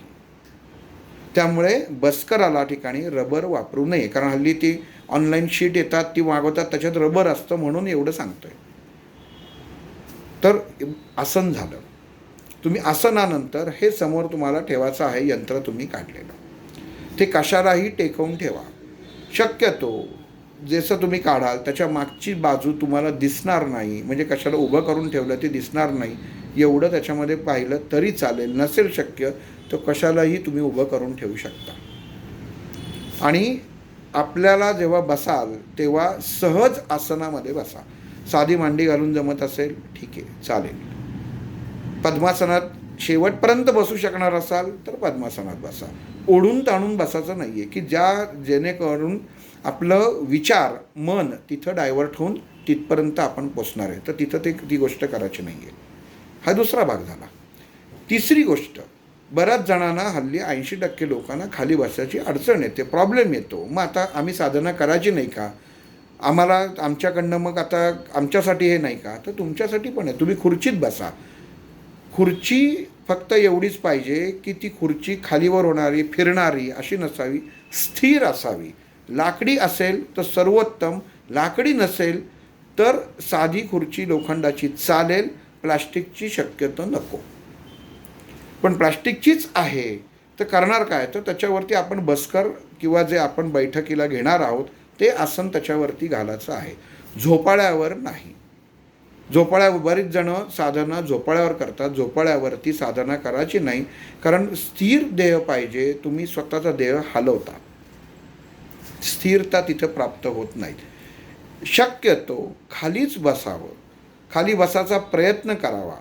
खाली बसायचं नसेल तर खुर्चीवर बसते तरी चालतील. त्यातला मध्यभाग, आपण हिंदू संस्कृतीमध्ये जगतोय, प्रत्येकाच्या घरामध्ये चौरंग हा असतोच.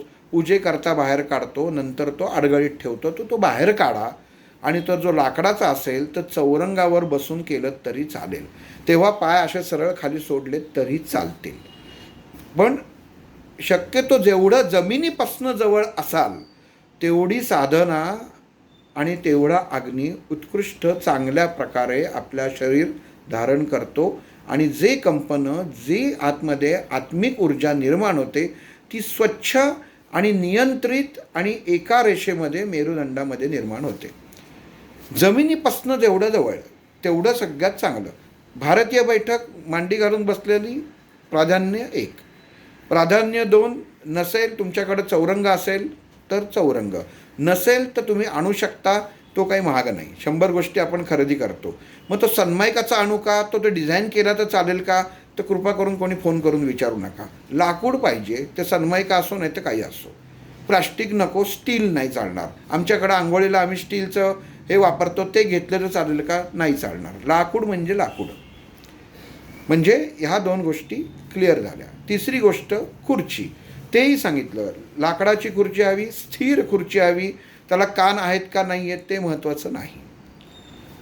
नसेल तर लोखंडाची वापरा, त्याहूनही नसेल तर प्लास्टिकची वापरा. पण आपण शक्यतो एखादी साधना करताना थोडाफार खर्च करून 1-2-4 दिवसामध्ये आणू शकतो या गोष्टी, आपल्याला जेणेकरून स्थिरता प्राप्त होईल.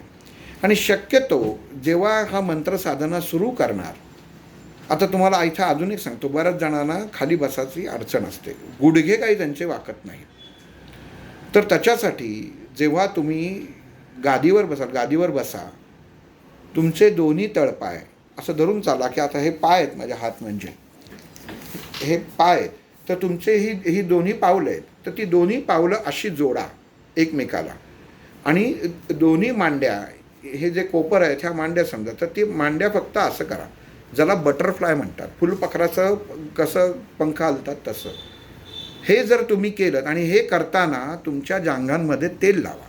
साधं खोबरेल तेल लावलं तरी चालेल. एक 8 दिवस केलं की तुमच्या शिरा ज्या आहेत त्या मोकळ्या होतील. तुम्ही खाली मांडी घालून बसू शकता. ऑपरेशन झालं, डॉक्टरनं सांगितलं नाही, तो भाग वेगळा. पण शक्यतो हा प्रयत्न हळूहळू करा. जमेल, एक ना एक दिवस जमेल. मांडी घालून बसता यायलाच पाहिजे. आणि ही झाली आसनाची गोष्ट. आता मंत्र साधना, आपण आता फक्त मृत्युंजय मंत्रच बघणार आहोत.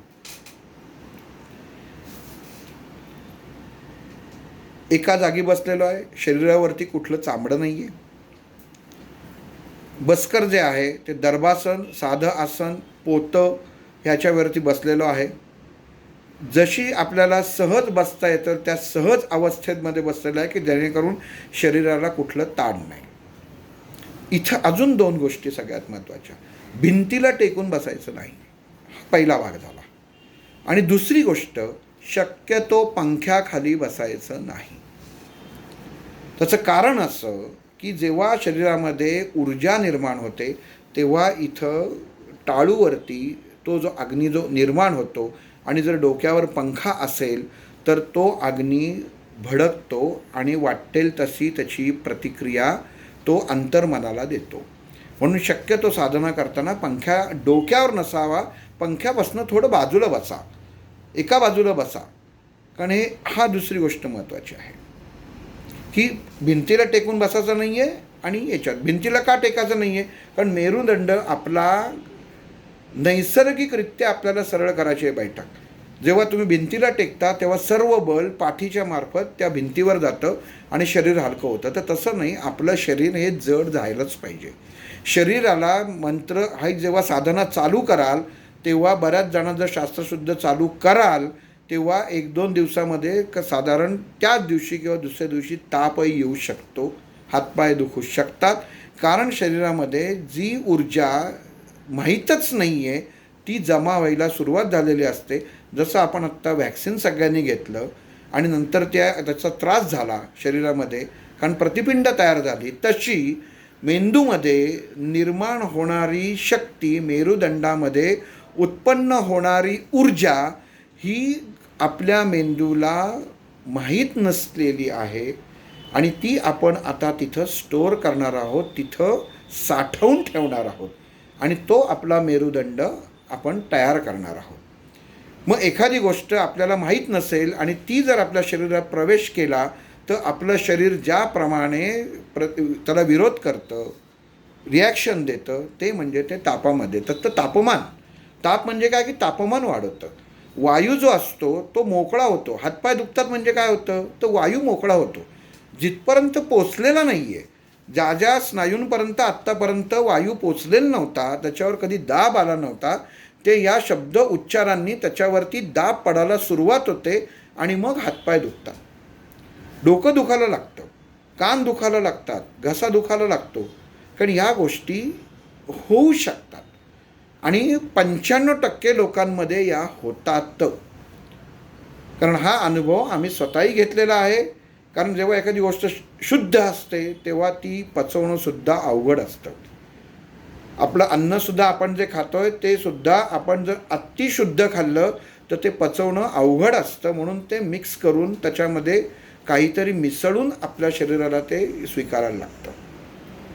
तसं मुळामध्ये तुम्हाला हे जे 3 नियम आहेत हे पाळणं खूप गरजेचं आहे. आसन, चामडं नाही, ह्या 2 गोष्टींमध्ये बसलेलो आहे.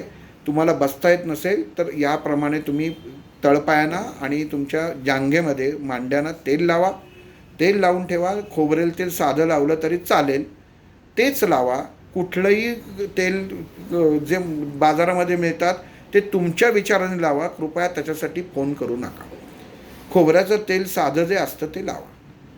कमरेला जिथं आपण पट्टा बांधतो तिथं मागं जिथं बाजू येते म्हणजे थोडी आपल्या कमरेची वरची बाजू म्हणजे मणका नंबर 3 आणि 4पर्यंत जातं, तर तिथपर्यंत सुद्धा तुम्ही हाताने तेल थोडंसं नुसतं चोळू शकता. का चोळायचं तिथं त्याच्यामध्ये? तर जेव्हा मंत्र म्हणताना ऊर्जा निर्माण होणार आहे तर ती पटकन निर्माण झालेली ऊर्जा तिथनं तयार होणार आहे. कारण मूलाधार चक्राचं वरती जेव्हा आघात होतो या मंत्रांचा तेव्हा ज्या नाड्या 72,000 नाड्या इकडनं ज्या फिरत असतात त्यांच्यामध्ये वेगळी कंपनं स्वीकारली जातात की काहीतरी वेगळं निर्माण झालेलं आहे आणि जे अग्नितत्व आता शरीराने धारण केलेलं आहे त्याच्यापासून त्याचा स्फोट होऊ शकतो जे मुळामध्ये आपल्या शरीरात आहे. आणि त्याचा ताण आपल्या कमरेवरती हा येऊ शकतो, मूलाधार चक्रावरच्या वरच्या भागामध्ये येऊ शकतो, गुदद्वारावरती येऊ शकतो. म्हणून तिथं तेल लावणं गरजेचं आहे म्हणजे ते मोकळं होतात. आणि ते दुखतंय म्हणजे निश्चितच तुमची प्रगती ताबडतोब त्याच्यामध्ये तुमचं शरीर सांगत असतं की तिथं पोचायला सुरुवात झाली, दुखलंच पाहिजे. जर वेदना जाणवल्या नाही, दुखलं नाही तर याचा अर्थ असा नाही की मग माझ्या शरीरावर परिणामच नाही का. प्रत्येकाची प्राकृतिक शारीरिक ठेवण अवस्था ही वेगवेगळी असते. जसं शरीराचा देह, जसं शरीर आपलं आहे त्याप्रमाणे प्रत्येक गोष्टीचा दाब, प्रत्येक गोष्टीचा प्रभाव आपल्या शरीरावरती अंतर आणि बाह्यदृष्ट्या पडत असतो. त्यामुळे माझे दुखलेच नाहीत, माझे खूपच दुखले मग मी गोळीच घेतली, तर याच्यात त्या गोष्टींकडं आपल्याला लक्ष द्यायचं नाही. दुखू शकतात आणि दुखतात हे फक्त मी एवढं सांगतो. छातीवरती दडपण येतं कारण जेव्हा वायू निर्माण होतो तेव्हा तो छातीकडं वर फेकला जातो, तर छातीवरती दडपण येऊ शकतं. त्यामुळे घाबरू नका.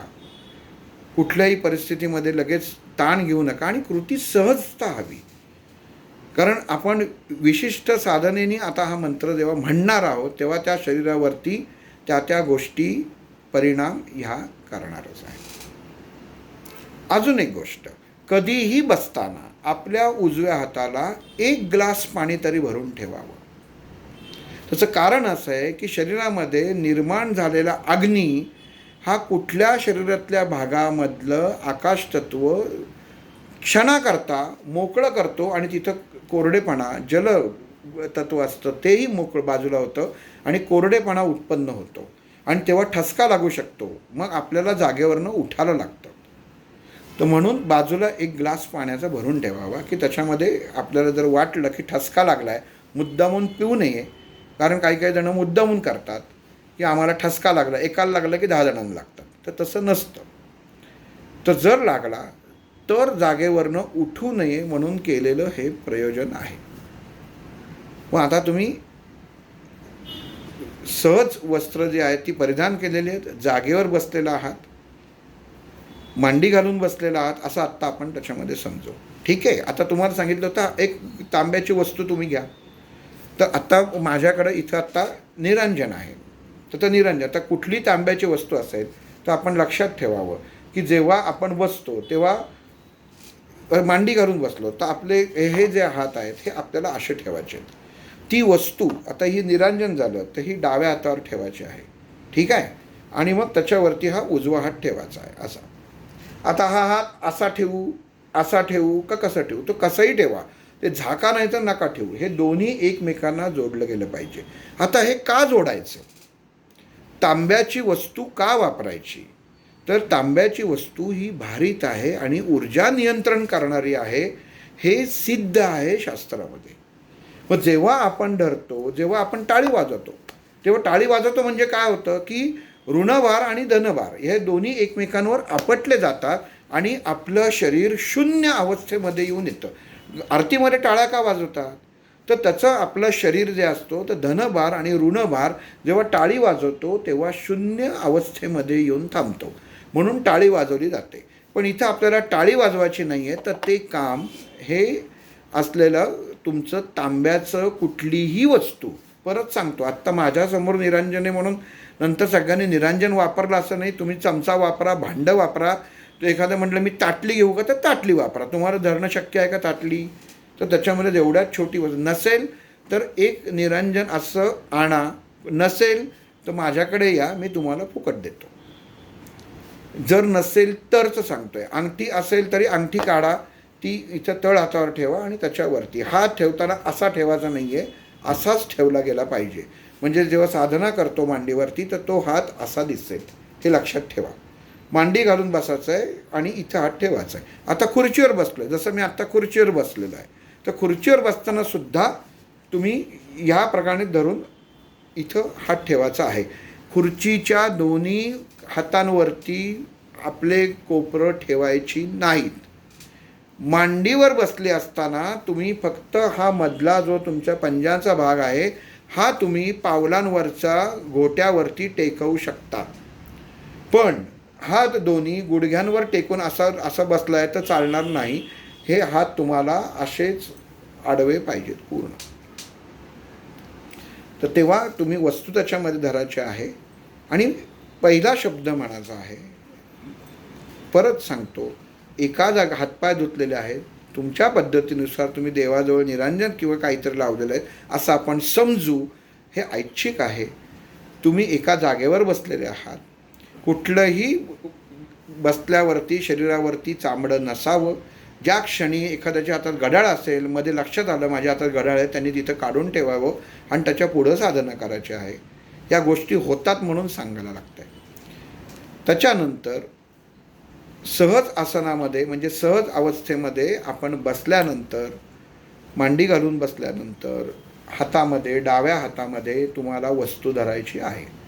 ती कशी, तुम्ही चमचा असेल तर आता चमचा कसा धरू, उभा धरू का आडवा धरू, डाव आहे उभा धरू का आडवा धरू, तुम्हाला जसं शक्य असेल. आता इथं एकांनी पळी आणली आहे तर ती आता कशी धरू हातामध्ये, तर तुम्ही अशी ठेवली तरी चालेल, अशी ठेवली तरी चालेल. तांबा असणं धातू असणं गरजेचं आहे. मुळामध्ये काय आहे की आपलं धातूचं काम करून घ्यायचं आहे. भांडं असेल तर एका बाजूने ते पोकळ असतं, तर त्याचा जिथं पोकळ भाग आहे, आता हे भांडं आहे, हे पोकळ आहे, तर जो खालचा भाग आहे हा डाव्या हाताला खाली टेकायचा आहे आणि वरती करायचं आहे. भांडं कुठल्या पाण्याबिण्याने भरायचं नाही. तर हे इथं त्याच्यामध्ये ठेवायचं आणि तुम्ही असं धरू शकता. हात असे आडवे पाहिजेत, कुठल्याही प्रकाराचे असे होता कामा नये. हे धरावं. हे का करावं, हे कसं असतं की कुठलाही मंत्र म्हणताना नियंत्रण पाहिजे. आत्ता हा जो मृत्युंजय मंत्र आहे हा 3 पासून सुरुवात करायची आहे आणि 27 दिवस हा 3 वेळाच म्हणायचा आहे. कारण जेव्हा तुम्ही म्हणाल की मी 11 वेळा म्हणतो, जेव्हा तुम्ही हात असा धरता आणि शास्त्रशुद्ध मंत्र म्हणता तेव्हा तुमच्या इथं दंडांना आणि कोपऱ्यांना रग लागायला सुरुवात होते आणि मग शरीर ओढाताण करायला सुरुवात होते. तर त्यामुळं आपल्याला हळूहळू ग्रॅज्युअली पुढं जायचं. तर 27 दिवस तुम्हाला त्याच्यामध्ये हा 3 वेळा म्हणायचा. पण नंतर पुढचे 27 दिवस तुम्हाला तो 6 वेळा म्हणायचा. नंतर पुढचे 27 दिवस तो 9 वेळा म्हणायचा. म्हणजे 3 ह्याच्यामध्ये वाढवायचा. तो 21 वेळा वाढवायचा. म्हणजे 7 वेळा ही अवस्था बदलते आणि 21 वेळा झाला तर त्याचा 21चा 22 करायचा नाही. आम्ही 108 वेळा म्हणू का, 1001 वेळा म्हणू का, तर नाही. आपल्या शरीराला जेवढी गरज आहे ती 21 वेळा म्हणले गणित येते. परत सांगतो, हे गणित आहे की हे 21 वेळाच म्हणायचं आहे आणि 27 हा आकडा मागच सांगितलं होतं की हा कायम लक्षात ठेवायचा, की आपल्याला कुठपर्यंत पोचायचं आहे. तर आता हा 3-3चा भाग, 3-3चा गट आपल्याला करायचा आहे. हे पुढं सांगेन. प्रत्येक जर कुठला आपल्या ह्याच्यामध्ये की आता आज रविवार आहे तर पुढच्या रविवारी काही ना काहीतरी येत नसेल तर सोमवारी किंवा शनिवारी सांगेन की आता उद्या हे 6 वेळा करा. ते जोपर्यंत 27 होत नाही तोपर्यंत नक्कीच सांगेन. पण हा भाग 1 आणि 2 या 2 गोष्टी तुम्ही करून घ्यायच्या आहेत. डोळे तुम्हाला कंपल्सरी मिटायचे आहेत. बघा, यंत्र समोर ठेवलेलं आहे, पण ओम म्हणताना तुम्हाला डोळे मिटायचे आहेत. कारण ओम या शब्दातनं बाहेर पडणारी ऊर्जा, आपण जे समोर यंत्र आपला जो देह तयार करण्यासाठी समोर मांडलेलं असतं, ठेवलेलं असतं, ते यंत्रातली ऊर्जा ओम या शब्दाने जी फलद्रूप होते, म्हणजे त्याच्यामधलं जी ऊर्जा वाढवली जाते, त्याचं प्रमाण ओम या शब्दाचा उच्चार करताना माहीत नसल्यामुळे कदाचित आपण लिहिलेलं किंवा आपण काढलेलं जे यंत्र आहे ते निष्क्रिय होऊ शकतं. हे कायम लक्षात ठेवलं पाहिजे. आणि ते जर निष्क्रिय झालं तर तुमचं ते काम करणार नाही. गाडी आहे, सगळं आहे, सगळं व्यवस्थित आहे त्याच्यामध्ये, पण स्टार्टर मारायची जर बॅटरी जर व्यवस्थित नसेल, त्या वोल्टची नसेल, तर ते यंत्र चालू होणार नाही. म्हणून ओम म्हणताना आणि डोळे बंद करायचे. डोळेच का बंद करायचे? कारण सर्वात शरीरात जास्त ऊर्जा ही डोळ्यात असते. मनुष्य देह जेव्हा सोडला आत्मा जेव्हा बाहेर पडतो तर डॉक्टरसुद्धा डोळ्यातलं तेज तपासतात, पण डोळ्यामध्ये ती ऊर्जा असते. त्यामुळं डोळे बंद करायचे आहेत. चष्मा असला, चष्मा डोळ्यावरच राहू दे, काही अडचण नाही. तुम्ही खरं म्हटलं तर साधना करताना चष्म्याची गरज लागत नाही. कानात घालू का, हे घालू का, ते घालू का, इतके प्रश्न त्याच्यामध्ये विचार असतात. खरं सांगायचं तर काहीच घालायची गरज नाही आणि तुम्हाला पाहिजे ते घाला. म्हणजे या दोन्ही गोष्टी सांगून ठेवतो. जप होणं गरजेचं आहे, काही घालायचं नाही हे सत्य, की तुम्ही ते काढून ठेवा तेवढ्या वेळा करता. मंगळसूत्र काढू का, काढा, नसेल आत ठेवलं तरी चालेल. पण हे प्रश्न उत्पन्न होतात म्हणून त्याचं आधी स्पष्टीकरण इथं देतो. हातात बांगड्या आहेत, मग त्या वाचतात आणि मग माझं लक्ष जातंही मूर्खासारखे त्याच्यामध्ये प्रश्न विचारतात. बांगड्या काढून ठेवा आणि हा हात ठेवायचा आहे. आपण आता या कृतीमध्ये बसलेलो आहोत. डोळे आपण मिटाचे आहेत आणि डोळे मिटल्यानंतर आपल्याला श्वास घेतल्यानंतर आपलं नाव, माझं नाव हेमंत अशोक बापट. प्रत्येकाला आपल्या वडिलांचं पूर्ण नाव माहिती असतं. माझं नाव हेमंत अशोक बापट हे पहिलं घ्यायचं मनामध्ये. दुसरं घ्यायचं, माझ्या वडिलांचं नाव अशोक कृष्णाजी बापट हे दुसऱ्यांदा नाव घ्यायचं. तिसरं नाव घ्यायचं, आईचं नाव घ्यायचं, सुरेखा अशोक बापट. ही 3 नावं तुम्हाला घ्यायची आहेत. आता ही नावं का घ्यायची? तर आम्हाला क्लासमध्ये सांगताना जेव्हा सांगितलं की मन जेव्हा स्थिर करायला लागतं तर ते कुठल्या तरी भोवती गुंतवायला लागतं. की डोळे मिटून सांगितलं की तुम्ही शांत बसा, तर त्या क्षणामध्ये माणसाच्या मनामध्ये उत्पन्न होणारे जे विचार असतात तर ते विचार ती साधना बिघडवू शकतात. म्हणून इथं तुम्हाला तुमचं नाव, तुमच्या वडिलांचं नाव, आजोबांचं नाव माहिती असेल तर आजोबांचं घेऊ शकता, नाही तर आईचं पूर्ण नाव घ्या. मनामध्ये घ्यायचं आहे, मोठ्याने घ्यायचं नाही आहे. हे 3 वेळा तुम्ही नाव घेतलं की तुमचं माइंड, तुमचे विचार हे शांत होतात. तुमचा मेंदू हा पुढची कृती करायला तयार होतो. ठीक आहे. तर मग आता पहिला आपण ओम कसा म्हणायचा हे त्याच्यामध्ये सांगतो. हात ठेवलेला आहे. मी उच्चार आत्ता तुम्हाला मुद्दामून म्हणून दाखवतो कारण तुम्हाला तो म्हणायचा आहे डोळे मिटून, पण तुम्ही तो नंतर मनात म्हणा.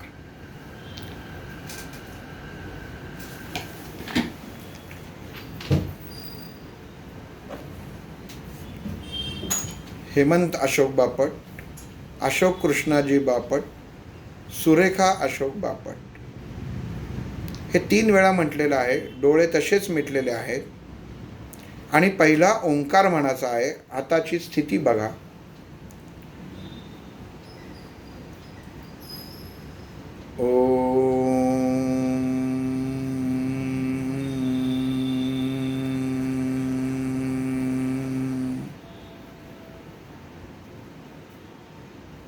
ओम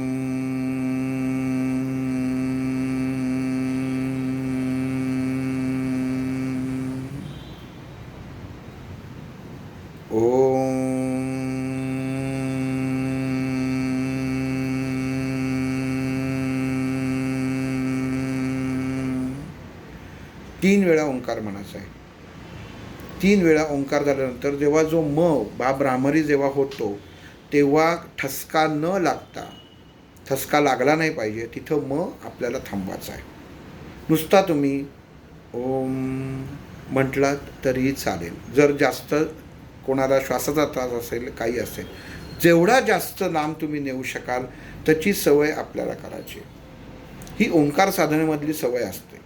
किती लांब नेऊ शकतो तो ओढून ताणून न्यायचा नाही आहे. आपल्या मनाला कळतं की ओम म जो आहे हा खालीवर खालीवर व्हायला लागतो, तिथं थांबायचं आहे, कोणाला दाखवायचं नाही आहे. ही क्रिया आपल्याला स्वतःला करायची आहे. ठीक आहे. पण नुसता एकदा म्हणून दाखवतो. ओम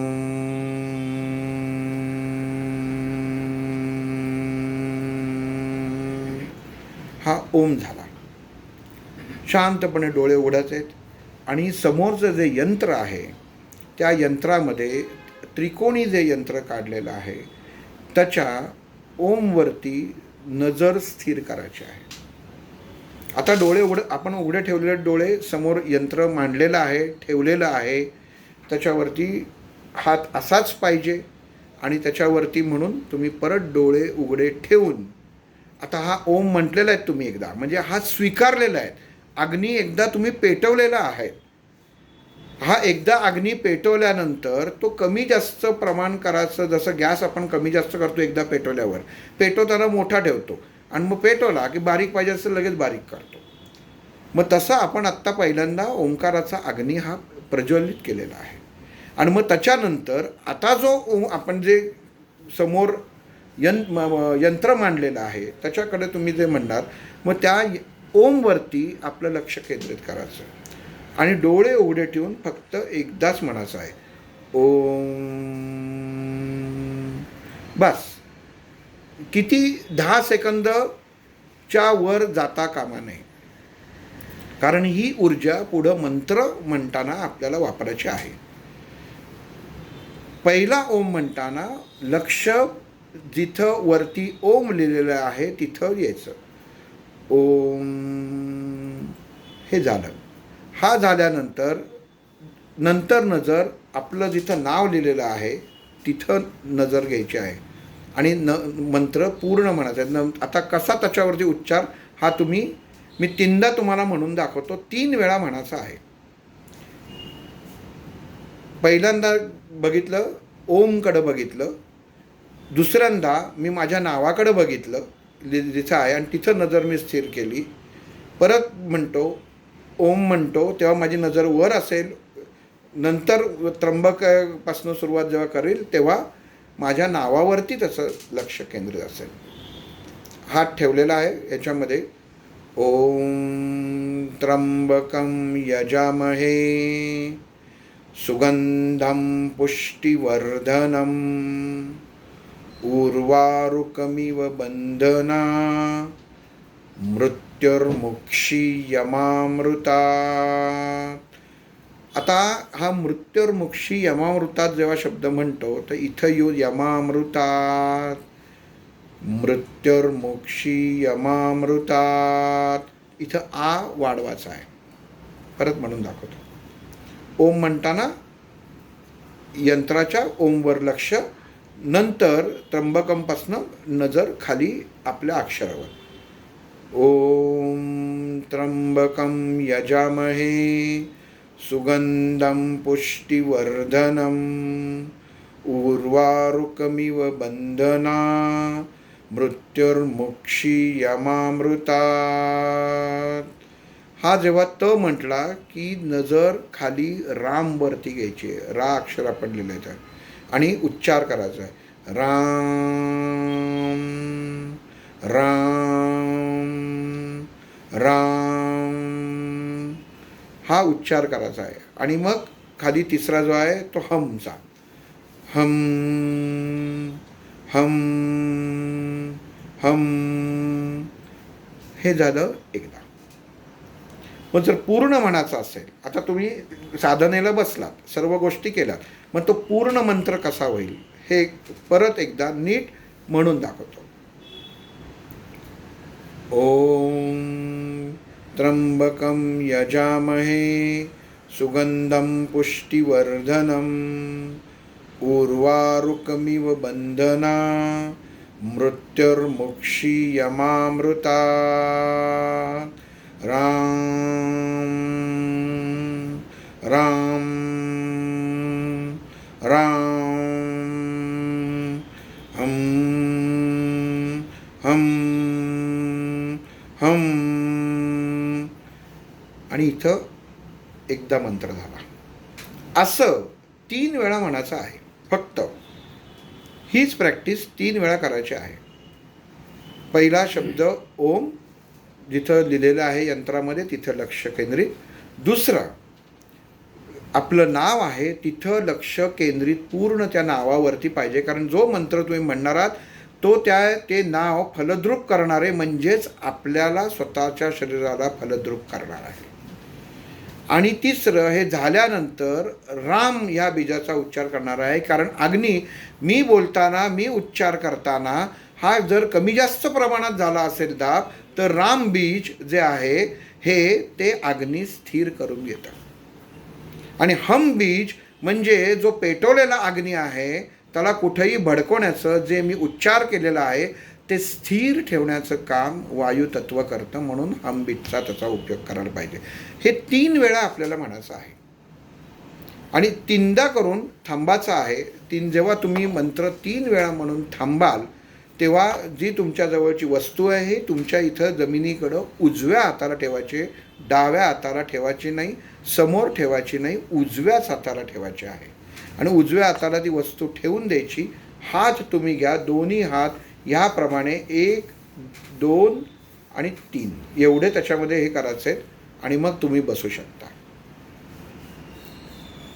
आता हे तुम्ही बसलात, आपण वरचं यंत्र वापरलं पण खालचं यंत्र वापरलं नाही. दुसरं यंत्र पण आपल्या अक्षर याच्यामध्ये आहे, लिहिलेलं आहे की जे जन्म अक्षराच्या याच्यामध्ये आहे.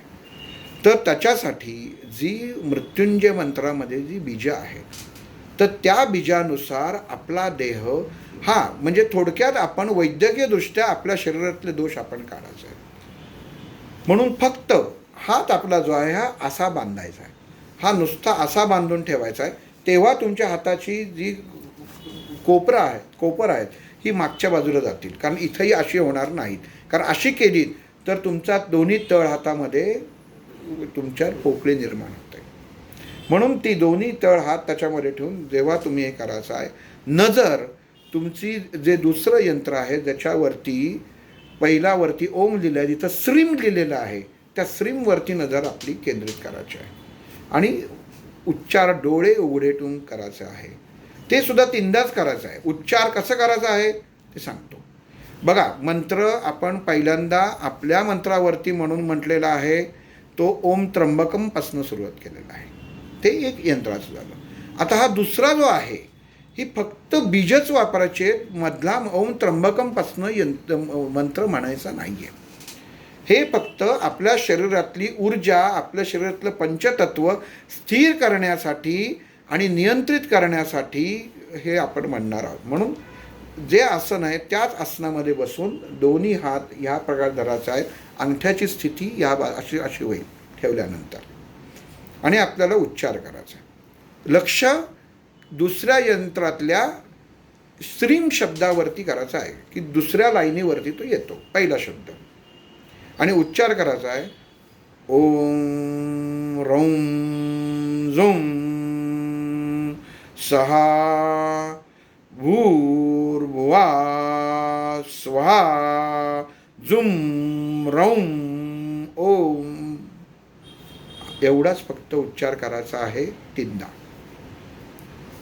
परत सांगतो, दुसऱ्यांदा दुसरं यंत्र आहे त्याच्यावरती लक्ष केंद्रित करून आपली नजर त्या श्रीमवरती ठेवून, श्रीम शब्दावरती ठेवून दोन्ही हात असे ठेवून तळ हातावरती दुसरा तळ हात ठेवून तुम्ही जिथं आपल्या पायाचा गोटा आहे तिथं ठेवू शकतात आणि उच्चार करायचा आहे ओम रौं झुं सा बूं बुवाहा स्वाहा झुं रौं ओम हा उच्चार करायचा आहे. 3 वेळा करायचा आहे. हा उच्चार करताना 3 आणि 3 6 म्हणजे जेव्हा तुम्ही 6व्यांदा कराल तेव्हा तुमच्या जिभेला त्याची सवय व्हायला सुरुवात होईल. तोपर्यंत उच्चार तुमचे चुकणार. जर जे माणसं मंत्रसाधना नित्यनियमाने करतात शास्त्रशुद्ध, त्यांचे उच्चार चुकणार नाहीत. पण जिभेला सवय लागण्यासाठी जवळजवळ 6 वेळा म्हणजे 2 आठवडे त्याच्यामध्ये लागतात. का लागतात तर त्याचं कारण सांगतो की जीभ आणि कान हे आपले आकाश तत्वाचे आहेत आणि जीभ ही सुद्धा त्याच्यामध्ये आकाश तत्वाचं काम करते. मनुष्य जेव्हा बहिरा असतो तेव्हा त्याला बोलाची ताकद असून सुद्धा तो बोलू शकत नाही, कारण तेव्हा जिव्हा काम करत नाही. आणि जेव्हा तुम्ही मंत्राचे उच्चार करत असता तेव्हा तुमची जिव्हा ही जड असते, त्या आकाश तत्वाशी एकरूप झालेली नसते. आणि ही न झाल्यामुळे तिचा उच्चार तिचं भरकटणं होतं, कारण तिला ज्या शब्दांनी अगोदर ज्ञात असतं त्याप्रमाणे ती उच्चार करायला जाते, त्याप्रमाणे ती बडबडाला म्हणलात तरी चालेल त्याप्रमाणे जाते. तर तिचं नियंत्रण जे आहे हे तुम्हाला दुसऱ्या आठवड्यामध्ये साध्य होईल. मग तो जो उच्चार जो उच्चार आहे तो आत्ता करताना जुम होतो. 6 जो उच्चार आहे तो हचा उच्चार होतो. तो मग नंतर 2 आठवड्यांनी 6 असा उच्चार होईल. त्याच्या 1 आठवड्याने उच्चार आपोआप बदलतो. पहिल्यांदा काय त्याच्यामध्ये पहिला शब्द कसा आहे मंत्र आहे तो पहिल्यांदा एकदा परत दोन्ही मंत्र एकदा परत म्हणून दाखवतो. पहिला जो आहे तुम्ही हातामध्ये वस्तू घ्यायची आहे तांब्याची, ती ठेवायची आहे तळ हातावर, त्याच्यावरती हात ठेवायचा आहे. डोळे मिटायचे आहेत. डोळे मिटल्यानंतर नाव घ्यायचं आहे, स्वतःचं नाव घ्यायचं आहे, वडिलांचं पूर्ण नाव घ्यायचं आहे आणि आईचं पूर्ण नाव घ्यायचं आहे. हेमंत अशोक बापट, अशोक कृष्णाजी बापट, सुरेखा अशोक बापट. डोळे उघडाचे आहेत आणि यंत्रावरच्या ओमवरती लक्ष केंद्रित करून उच्चार करायचा आहे. ओम. नंतर नजर खाली घेऊन स्वतःचं नाव जिथं आहे तिथं घ्यायचं आहे. त्र्यंबकम यजामहे सुगंधम पुष्टिवर्धनम उर्वारुकमिव बंधना मृत्युर्मुक्षी यमामृतात. मग तिसऱ्यांदा खाली नजर रामवर, राम राम राम. मग खाली हमवर, हम हम हम. इथं करून थांबायचं आहे. हातामधली वस्तू तुमच्या मांडीच्या उजव्या बाजूला खाली जमिनीवर ठेवायची आहे. नंतर ह्या हातावरती हा हात दुसरा हात ठेवून तुमच्या दोन्ही हाताची कोपरं अशी जवळ घ्यायची आहे. तुम्ही तिथं हात दोन्ही घोट्यावरतीच आले पाहिजे. आणि दुसऱ्या यंत्राच्या श्रीम हा जो दुसऱ्या ओळीमधला शब्द आहे, बीज आहे, त्याच्यावरती लक्ष केंद्रित करून ओम रौं झुं सा भूर्भुवा स्वा झुं रौं ओम. बस एवढाच उच्चार सहजतेने जसा होईल सहजतेने तसा करायचा. हा उच्चार आपण सरळ करत आहोत. जेव्हा जिभेला 2 आठवड्यांनी सवय लागते उच्चार कसा करायचा, दाब कसा करायचा, जेव्हा जिभेला सवय लागेल तेव्हा उच्चार आपोआप बदलायला लागतो. त्यामुळे 2 आठवडे हा साधा सरळ शब्दांनी त्याच्यामध्ये यायचा आहे. म्हणजे 3 आणि 3 6. पुढच्या रविवारपर्यंत हा 3 पर्यंतच राहील. मग पुढच्या रविवार ते त्याच्या पुढच्या रविवारपर्यंत ह्याचा उच्चार 6 वेळा होईल. असं 27 वेळापर्यंत राहायचं आहे. मग 27 वेळा जेव्हा तो उच्चार होईल तेव्हा तो कसा होईल तेही आत्ता नुसतं सांगून ठेवतो की आपल्याला कुठपर्यंत मजल गाठायची आहे. तो 27 वेळा जेव्हा तुम्ही मंत्र म्हणाल तेव्हाचा जो मंत्र असेल तर तो कसा असेल हे मी आत्ता नुसतंच सांगून ठेवतो. त्याचं कारण आपल्याला पायऱ्या चढत कुठपर्यंत जायचं आहे हे लक्षात ठेवायचं आहे. ठीक आहे. तेव्हा सुद्धा हातामध्ये तांब्याची वस्तू ही निश्चितच असणार आहे तीच कृती राहणार आहे त्याच्यामध्ये.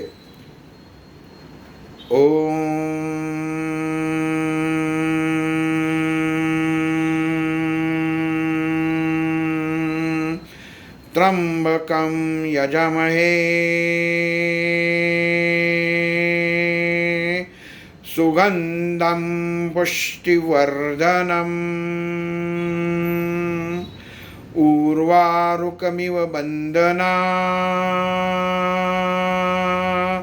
मृत्युर्मुक्षीयमामृतात्. राम राम राम हम हम हम.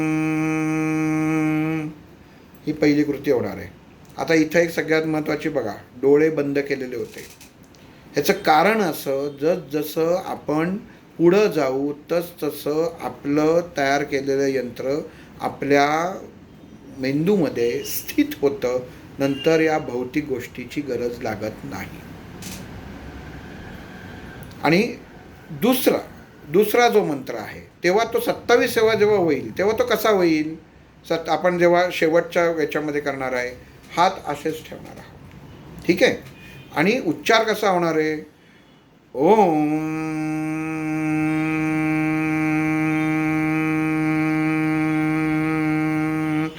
ह्रौं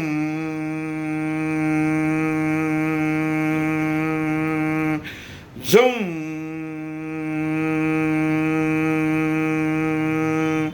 सहा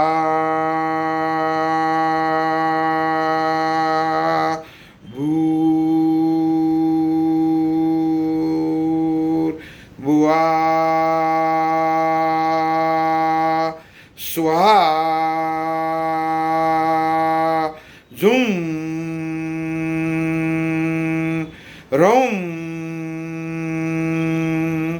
ओम.